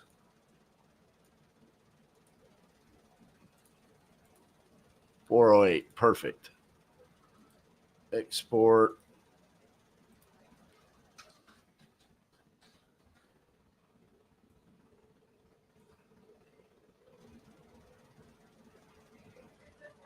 All right, give that a couple minutes. Go to our export.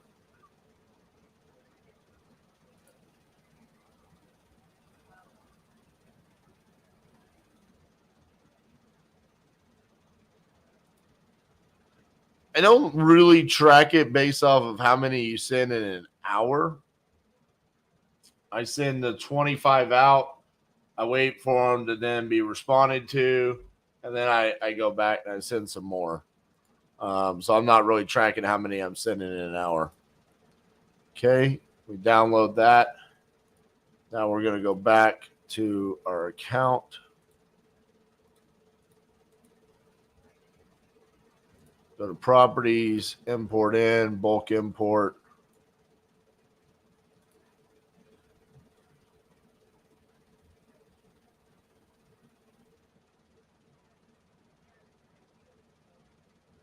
Phone 1, 2, 3. Hello, this is RJ. Hello, this is RJ. Yeah, you just sent me a text message about a house? Yeah, I was just reaching out to see if you're interested in selling that property. No. All righty. Got any other properties you want to sell? No, quit calling me. Okay. I didn't call you. You called me. I just sent you a text message. All right. See you later.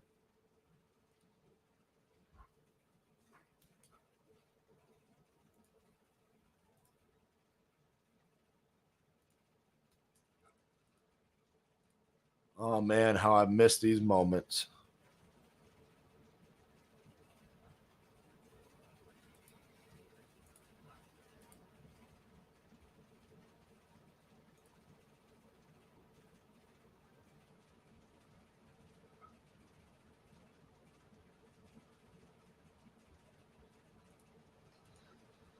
Man,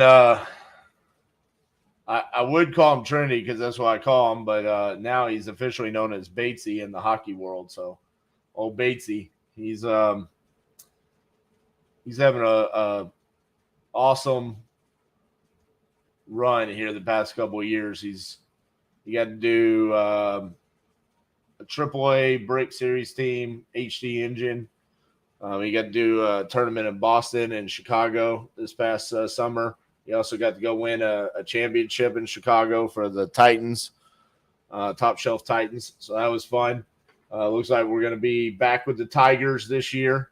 And looking forward, they should have a pretty good squad. So looking forward to seeing what this year is going to look like. But yeah, man, last night we got to watch the NHL draft, and it was crazy because my son's born in 2012, and that was the 2004 class being drafted. And so it's like, holy cow, 8 years. That's where, we're already at that level.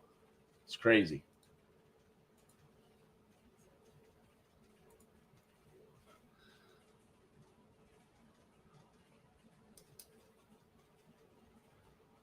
Look at that. So we're still importing in. We've only gotten 18% of those absentee. And then we're at 25% on what we just dropped there. Oh.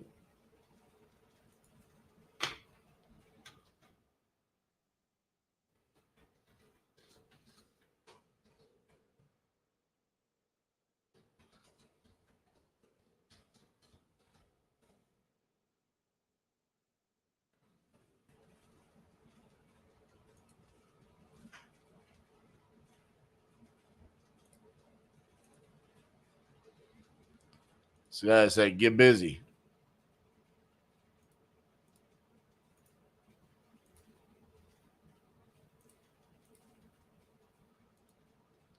Here we go, baby. Now we're getting some responses.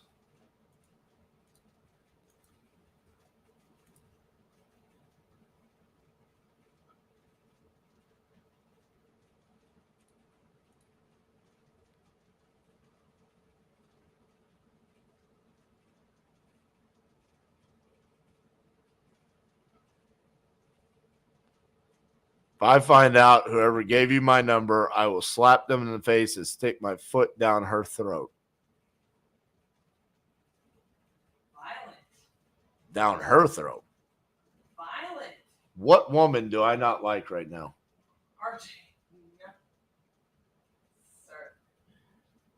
Who has upset me as a female recently? Sir. You give them my phone number, I'll stick my foot down your throat.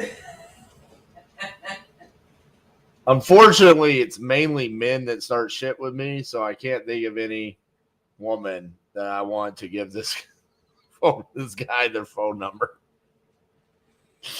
Oh, man. Who could I prank right now?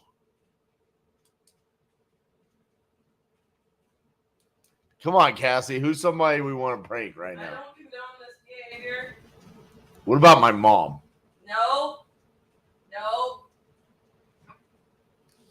My sister? Not a good prank. No. I'm going to look at my phone real quick. Stop it. How about Carlos Reyes?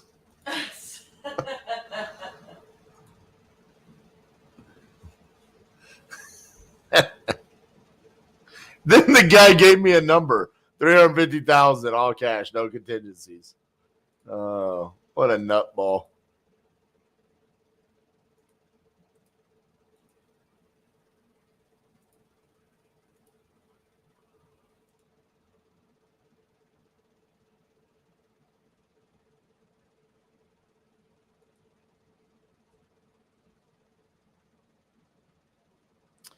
There's a state of Kentucky lien on the house. I want that paid. The house is gutted, ready to be finished. Like I said, I'm out of town to the 30th, so you can do your homework and contact me then.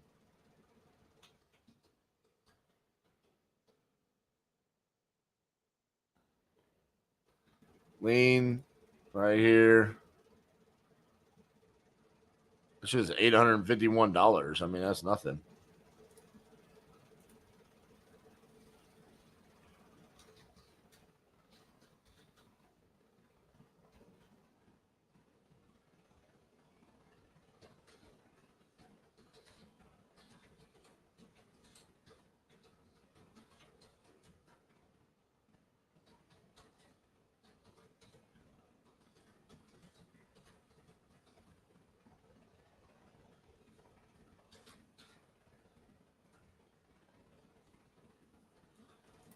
That would be a hot lead.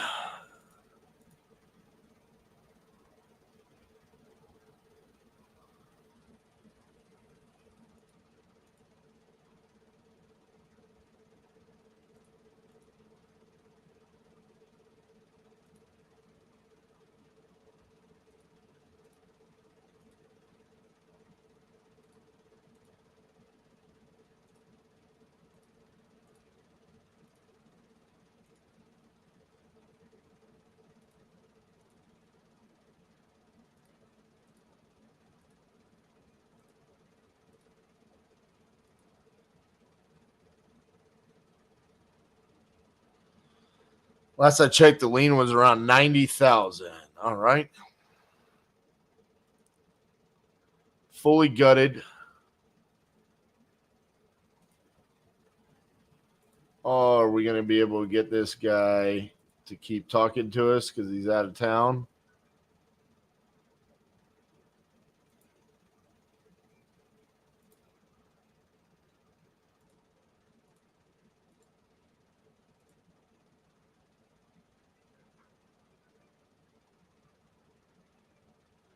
Okay, so it's 1,500 square feet. Say we call the ARV 225. I mean, that's a no-brainer. Doing it all day.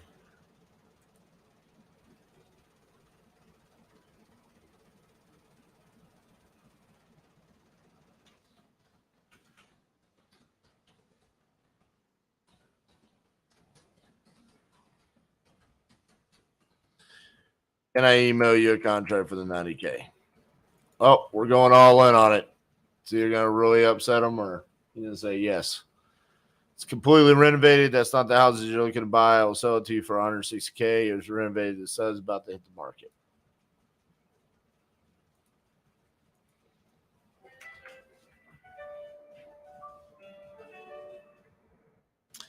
Hello, this is RJ. Hey, RJ, how's it going, man? Good. How are you? How you doing? Hey, I'm doing great, hey, my name's Chase Marshall. I actually came across you on TikTok. I have a house. It's under verbal contract, I guess. I've never really done this before. It's actually my brother's house.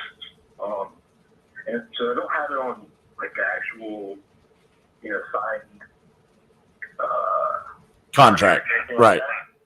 But kind of looking, like I said, I've never done anything like this before. I'd like to give it a shot to help my brother out, maybe even make a couple bucks myself if possible. Okay. And just kind of looking for someone who's in the business that is active and working and could be willing to work out some kind of deal. I just wanted to know if you'd be interested in hearing about it.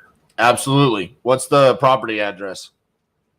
It's 3607 Heritage, Heritage Drive North. And that's in Mobile, Alabama. The zip is 36609. All right. Is your brother Parker? Yes. Gotcha. Just so you know, you're going to be on TikTok. Say hi to the TikTok world. Oh man, that's okay. Cool. TikTok. Hey, what's up? Well, somebody's got to be on there, or otherwise you wouldn't have found me. So now you're going to be the guy for the next guy. You know? Yeah, I mean, I wasn't expecting it, but hey, if I can contribute to the cause, I guess. I love your videos, man. I'm in insurance sales myself, so I see the videos that you get with the angry people, and I've been there myself more times than I can tell. So I feel. I got you. Well, yeah, I just had about 3 or 4 of those in a row, and now here you are calling. So I'm glad I answered. So how much does your brother want to sell this for? So he's willing to, I guess, let me assign a contract for 91. Okay. So he gets 91? Right. So I'm trying to see if there's any kind of, from there up to. And what is the condition like? Condition's good. Yard, needs to be cut, stuff like that. Cleaned up a little bit. But overall, he hasn't lived here in, I don't know exactly how long. I've been staying here past 6-7 months while he's been gone. Right. And, there's been no one else living here. It definitely could use some touch-up work, cosmetic kind of stuff. It's just a little older. If you look on Zillow, the pictures, it's pretty accurate. He actually has a bathroom remodeled and updated. So the picture of the bathroom you'll see there, that's older. I guess that's from when he originally bought the house. Right. It needs a little love, but structurally and everything else, as far as I'm concerned, and no, obviously I'm not a professional by any stretch, but I wouldn't. There's nothing that I don't know how to say this.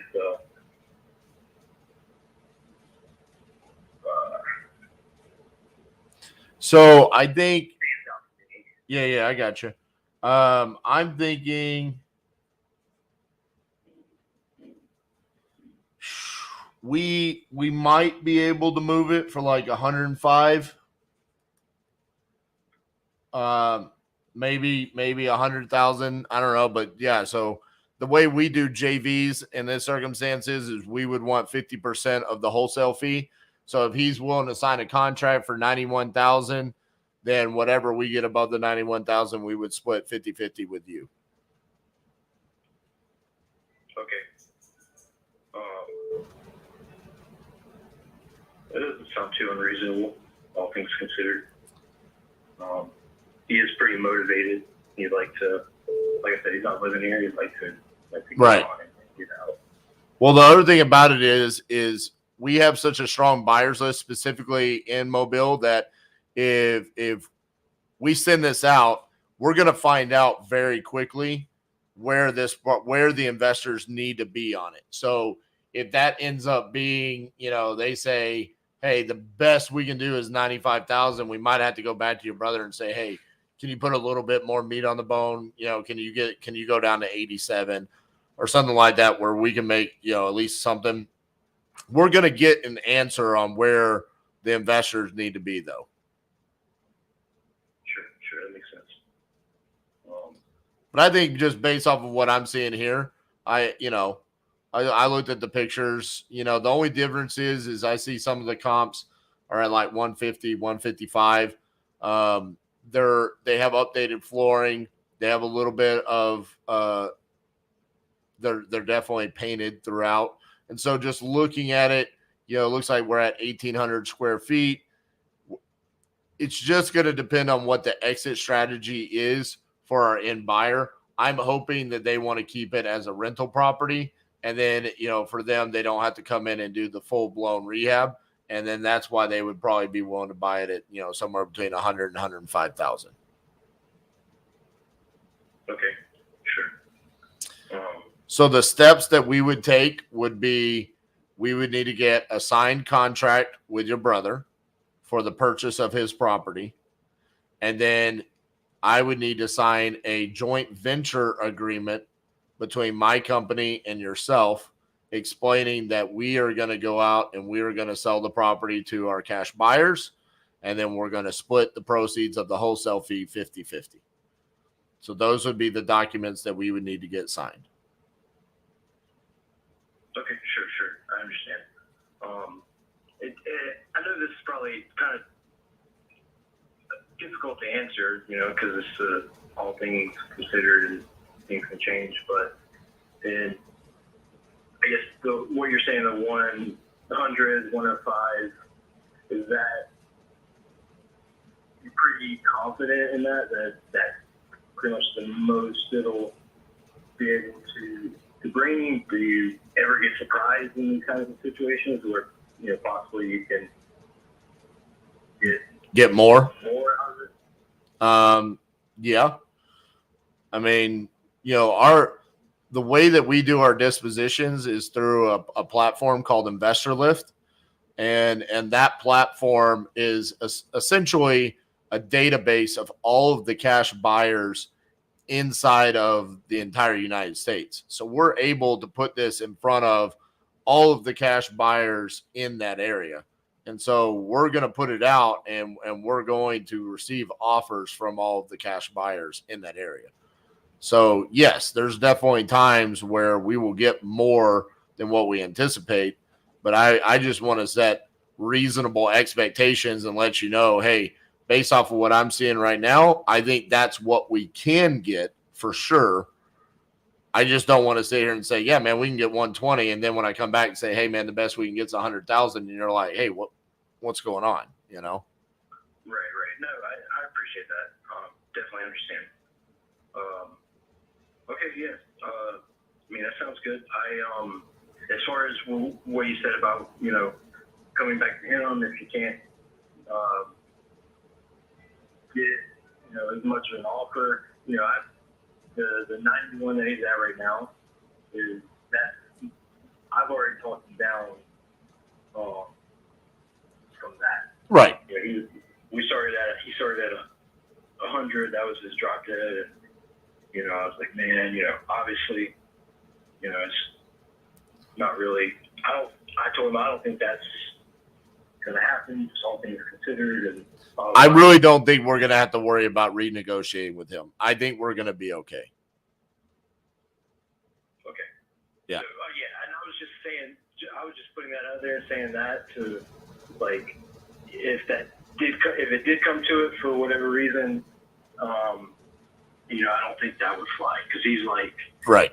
I don't think he's breaking even, but he's, you know, he's not.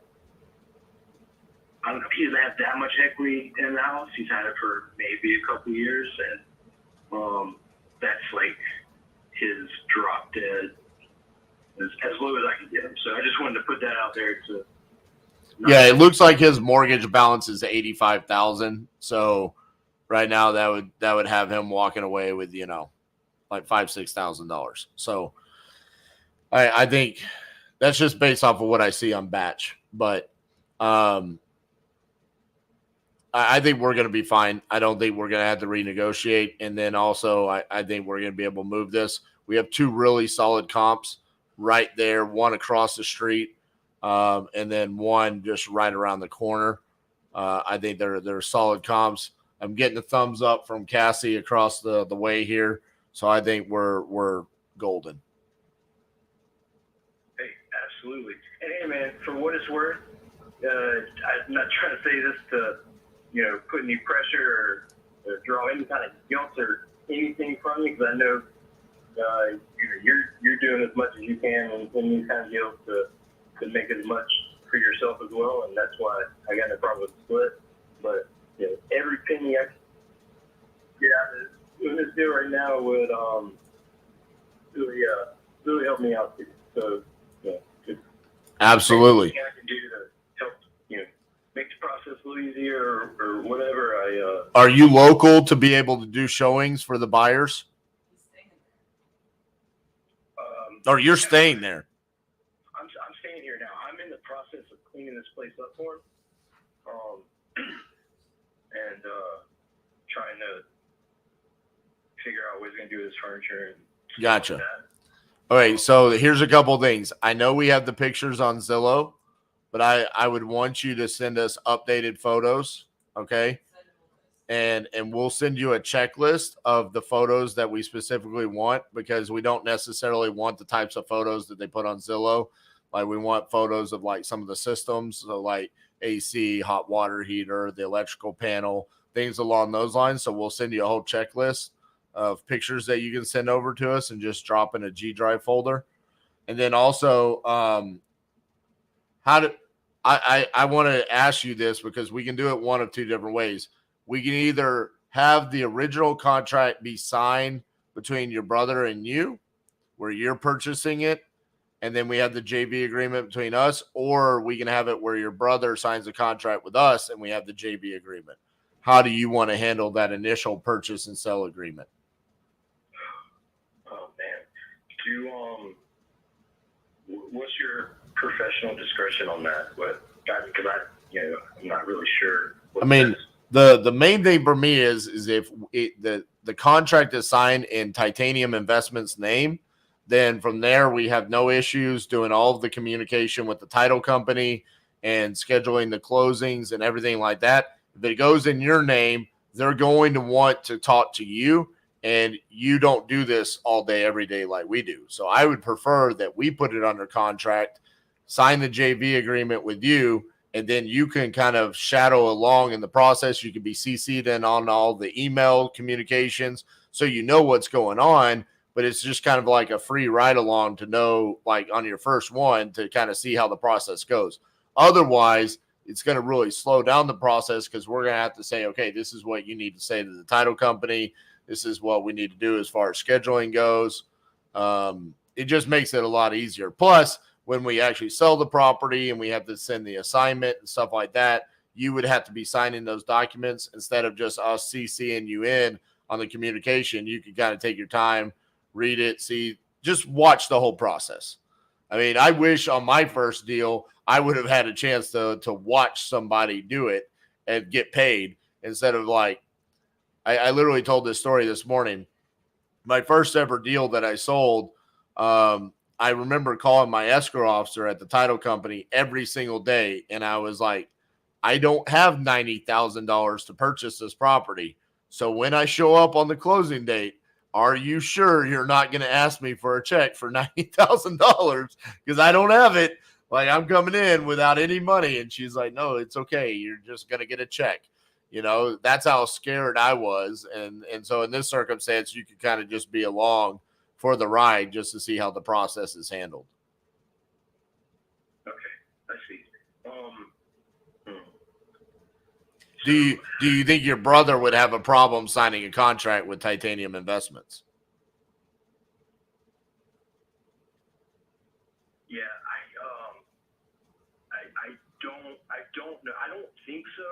The thing is, I approached him saying, "Hey, man, give it to me under contract, and then I'm gonna find someone who's willing to buy the contract for, a markup, and I'll take care of everything. Literally, all you gotta do is come, move your shit out and sign papers and get a check when it's all said and done."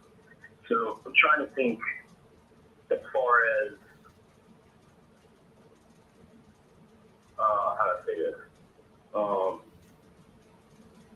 So I appreciate it. This next part, we talk about, we don't put on TikTok, but I guess the one thing I'm concerned with is, say, the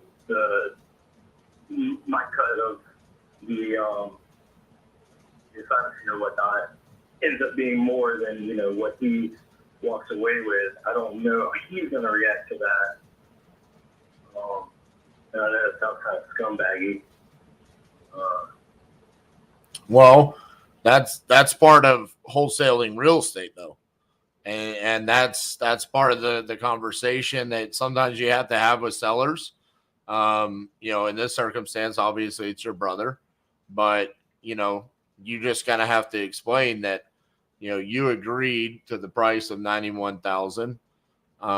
Whatever happened above and beyond that, that was, hey, that's what Titanium was able to go and do. And then there's also ways that you can have a blind HUD where they wouldn't see the assignment fee and stuff like that. Yeah, okay, that was another something I was going to ask about. If there's, you know, any way to do things, you know, as much in line with that as possible, it would really. I completely understand. Like if my sister came to me and said, "Hey, I need you to wholesale my house," basically, and she was walking away with $10,000, I think she would have a problem if I walked away with $50,000. You know, she would be like, "Hey, this is my house. Like, can I get more?" And money creates awkward scenarios and friction between specifically family members. So even if you only made $1,000, I still don't think we should show that, because even that could just be a point of contention at any point in time. Like I understand that going into it, he knows that you're making money, but I think it's just better just to keep the amount off the table. Right. No, I agree, and he's fully aware that I'm doing this, you know, to try and help him out, but also to try and make gold bucks, not to drag it out or wasting more time. But I had a couple eye surgery beginning of the year, and I've been all fucked up dealing with this. I'm in commission sales, like I said. I'm an insurance broker, and you know, that kind of work, when you're not working, you're not getting paid, obviously. And my ex-wife moved to Texas with our kids, so I'm trying to make it to Texas, and I'm just trying to make this as smooth and easy as a process as possible, so I can just get on with my life and get back in my kids' life. And I mean, that's just all it is. I'm just saying that to try and you know, hope you understand. I'm just trying to make this as I completely understand, and so here's the thing: we just need to get the process started. And so what I need to do is I need your brother's email address. So if you can, what I'm going to do is I'm going to give you my cell phone, so you can text me your brother's email address. So that way we can send them over the contract. I also need your email address so I can put you on there so you see what we're sending. Then I also need to send you a JV agreement for this, so you're protected. And then we have a great attorney that does our closings there in Alabama. I believe his name's Jeff Palmer. So we can get that started, open up the title.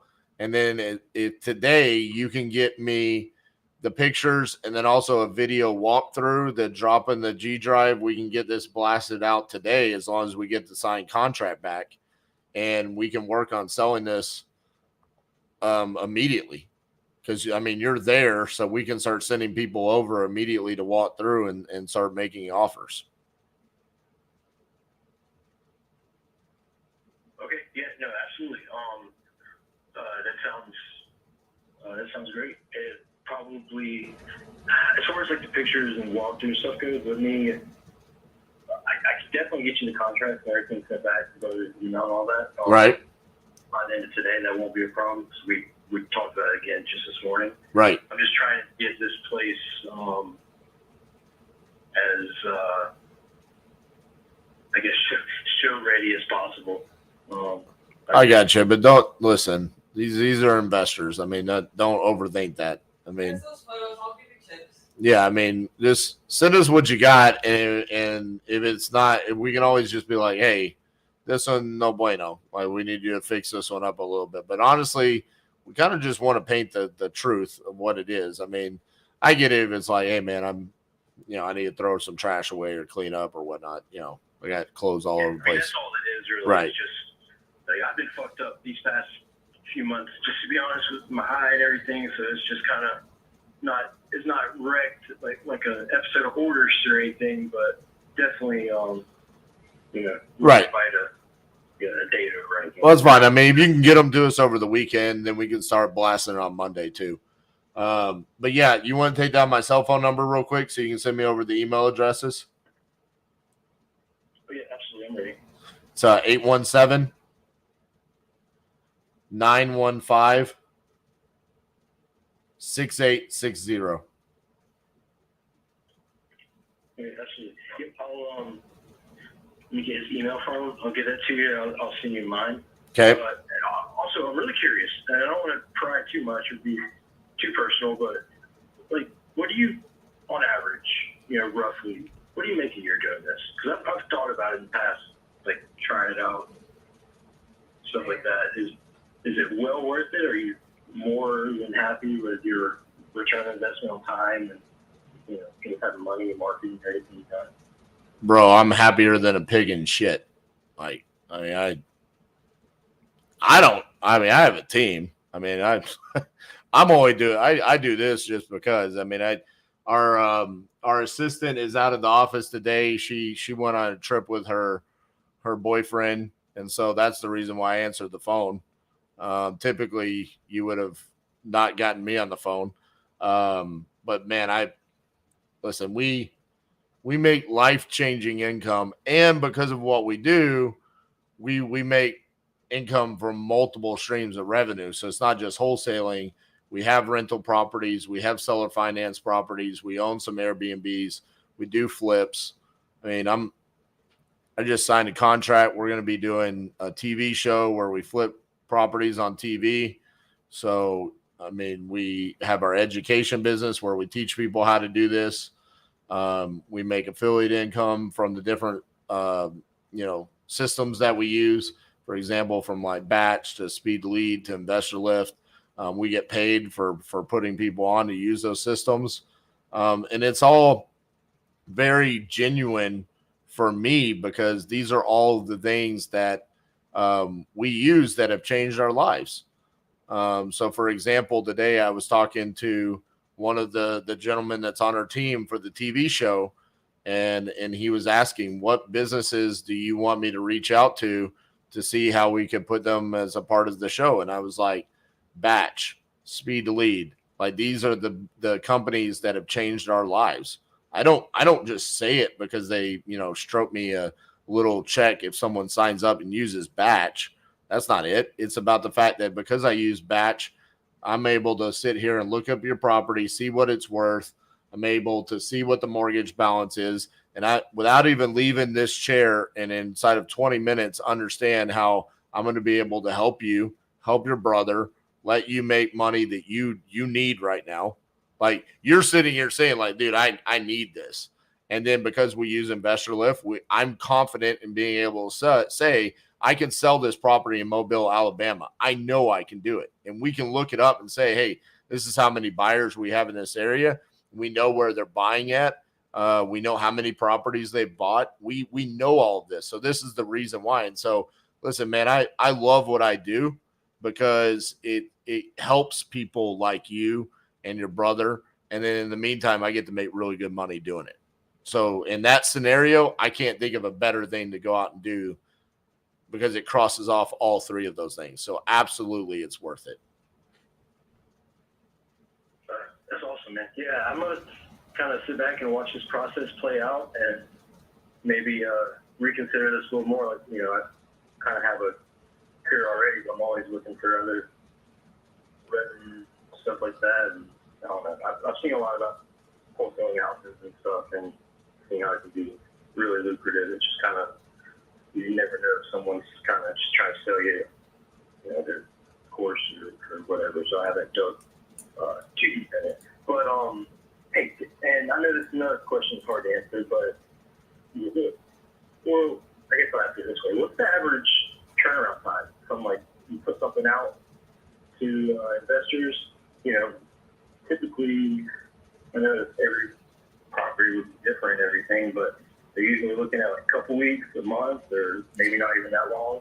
So typically the closing will take somewhere between 3 to 4 weeks, but that's because we have to wait on title and then we've got to schedule the closing and all of that. I've closed a deal in as short as within a 24-hour time frame. That was rapid fire foreclosure situation, a title company that I've done a ton of deals with, and just we forced it to get done. But I also bought that property myself. In this circumstance, I'm assuming before it'll probably be somewhere in the range of 3 to 4 weeks for us to buy it, find a cash buyer. Hopefully we have one locked up and the property assigned by the end of next week would be the goal. But again, you're kind of at the mercy of your buyers at that point. You know, the goal is that we're putting pressure on them to force them to go out there and see the property and make an offer. But also, I mean, if they're busy, if they're out of town, if there's this or that, I mean, there's only so much pressure that we can apply. They're looking for what we have to offer. So they want to buy these properties. It's just going to depend on the availability of those end buyers, though. Sure. Absolutely. That makes sense. Wait, man, I really appreciate your time. I won't hold you up any longer. Let me get on phone with my brother, get that information from him, and I'll text you those email addresses here in a few minutes. If you need anything else from me, this is my personal cell phone number. Feel free to, I'll text you for this opportunity. Yeah, so text me. You know, the email addresses, we'll get the contract sent out. We'll get the JV agreement sent over to you. And then we'll also send you over a blank G Drive folder for you to drop the pictures and video in this weekend. And as soon as we've done that, we'll get it blasted out. We'll send you over a copy of the website that it'll be on. And then we'll be emailing and texting that out to buyers. Okay? All right, absolutely. RJ, I really appreciate your time, man. Yeah, man. Thank you so much. Bye-bye. Boom, baby. That's what I'm talking about. And that's why you answer the phone. People always talk about, well, you know, I don't want to get the fuck yous. I don't want to get the person that says, you know, delete my phone number and all this. But that's the reason why you answer the phone. Because it doesn't hurt my feelings when people say, fuck you. But I get that. And it's like, boom, baby. We just made money right there. All right. Brax Rich, you said Selma? Selma, what? I know. Selma, Alabama, Selma, California, Selma, Indiana, Selma, North Carolina, or Selma, Texas? I'm going to assume Selma, Alabama. And we have 35 cash buyers there. One is, we've got one VIP, one vetted, another VIP and vetted. Brax, email those to jv@titanium.investments and we'll take a look at them. There is no .com. It's jv@titanium.investments. And we can, you know, if we agree with the numbers on them, we can send them out and see what we can do. All righty, let's go back to our campaign and see what we got going on.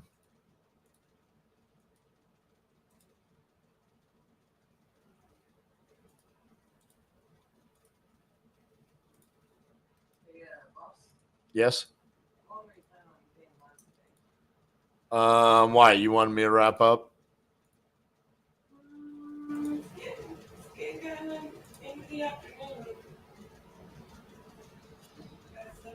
So why don't you go ahead and do your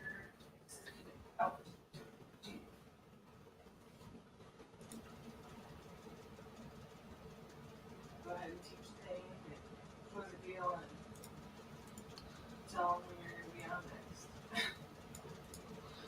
Cassie's telling me I have to get off the live now. That is not what I said. Just making sure you're aware of the time.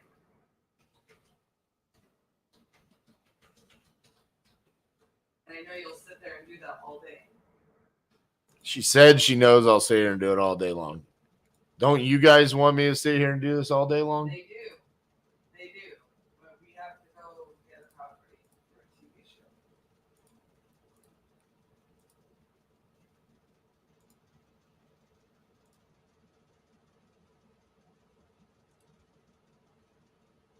This guy will not check his email until the 30th. This cracks me up. Just because you're out of town doesn't mean your email doesn't work. Listen, you are going to take a poop in the next 22 days, okay?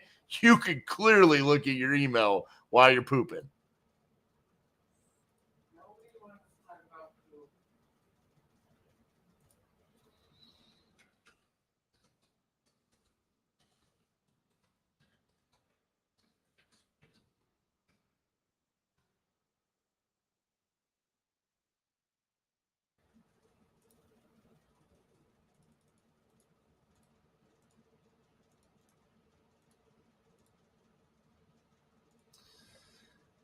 All right, guys. I got to call it a day. I mean, we did get a deal, JV deal, but again, this is the reason why you put yourself out there. You show content. That's a deal that's going to come from TikTok. How awesome is that? We're seeing that more and more often. Again, you don't have to do live YouTube videos like I do to be able to do that. But if you are going to do this type of marketing, you can just record yourself. And as things come around and phone calls like that, put it out there. Show people what you do, okay? Makes people be interested in you and what you're doing inside of your business. And that's the whole point in content and branding. So, appreciate everybody for showing up, supporting. This is kind of an impromptu, like, hey, we're just showing up and we're doing something live on a Friday afternoon, and you guys came out in the masses and supported us. So I appreciate that. Look forward to us doing more Batch TV episodes regularly. And also what we're going to be doing is on the Batch TV YouTube channel. Today's episode will actually be cut, and it will show the highlights. So stay tuned to see those. Instead of having to sit here and watch me for 2 hours and 18 minutes, you'll be able to just see the 10 to 15 minute highlight reel, probably a lot of that phone call and a couple of others that we had. And it'll be easier for you to consume. So thank you to the Batch team for stepping in, coming up with that solution for Batch TV. So that being said, we're going to call it an episode today. And we're just going to sign off with one last little video. Since it's my show, it's a shameless plug for the Titanium Crucible. If you're interested in that, go to titaniumcrucible.com. It's where we show you how to do what we do. A lot of the people that we're watching today are students. If you're curious if they enjoyed it, reach out to them. They'll tell you what it's about. See you guys next week. This is why we've structured this way. This is why we're going to harp on you, and this is why we're going to hold you accountable. We'll hold your feet to the fire. We're going to say, hey, you need to work on this, because that's what you need to work on to go out there and be the difference. I applied the systems and the processes, and I generated a lot of revenue in my business. I'm actually back here for the second time at the Titanium Crucible. These people pour so much into you. Nothing like it whatsoever. The amount that they pour into you is priceless. Iron truly sharpens iron. Can't underestimate that stuff. This literally right here, what we're doing here at the Crucible, was literally just a manifestation of words. We said we're going to do it.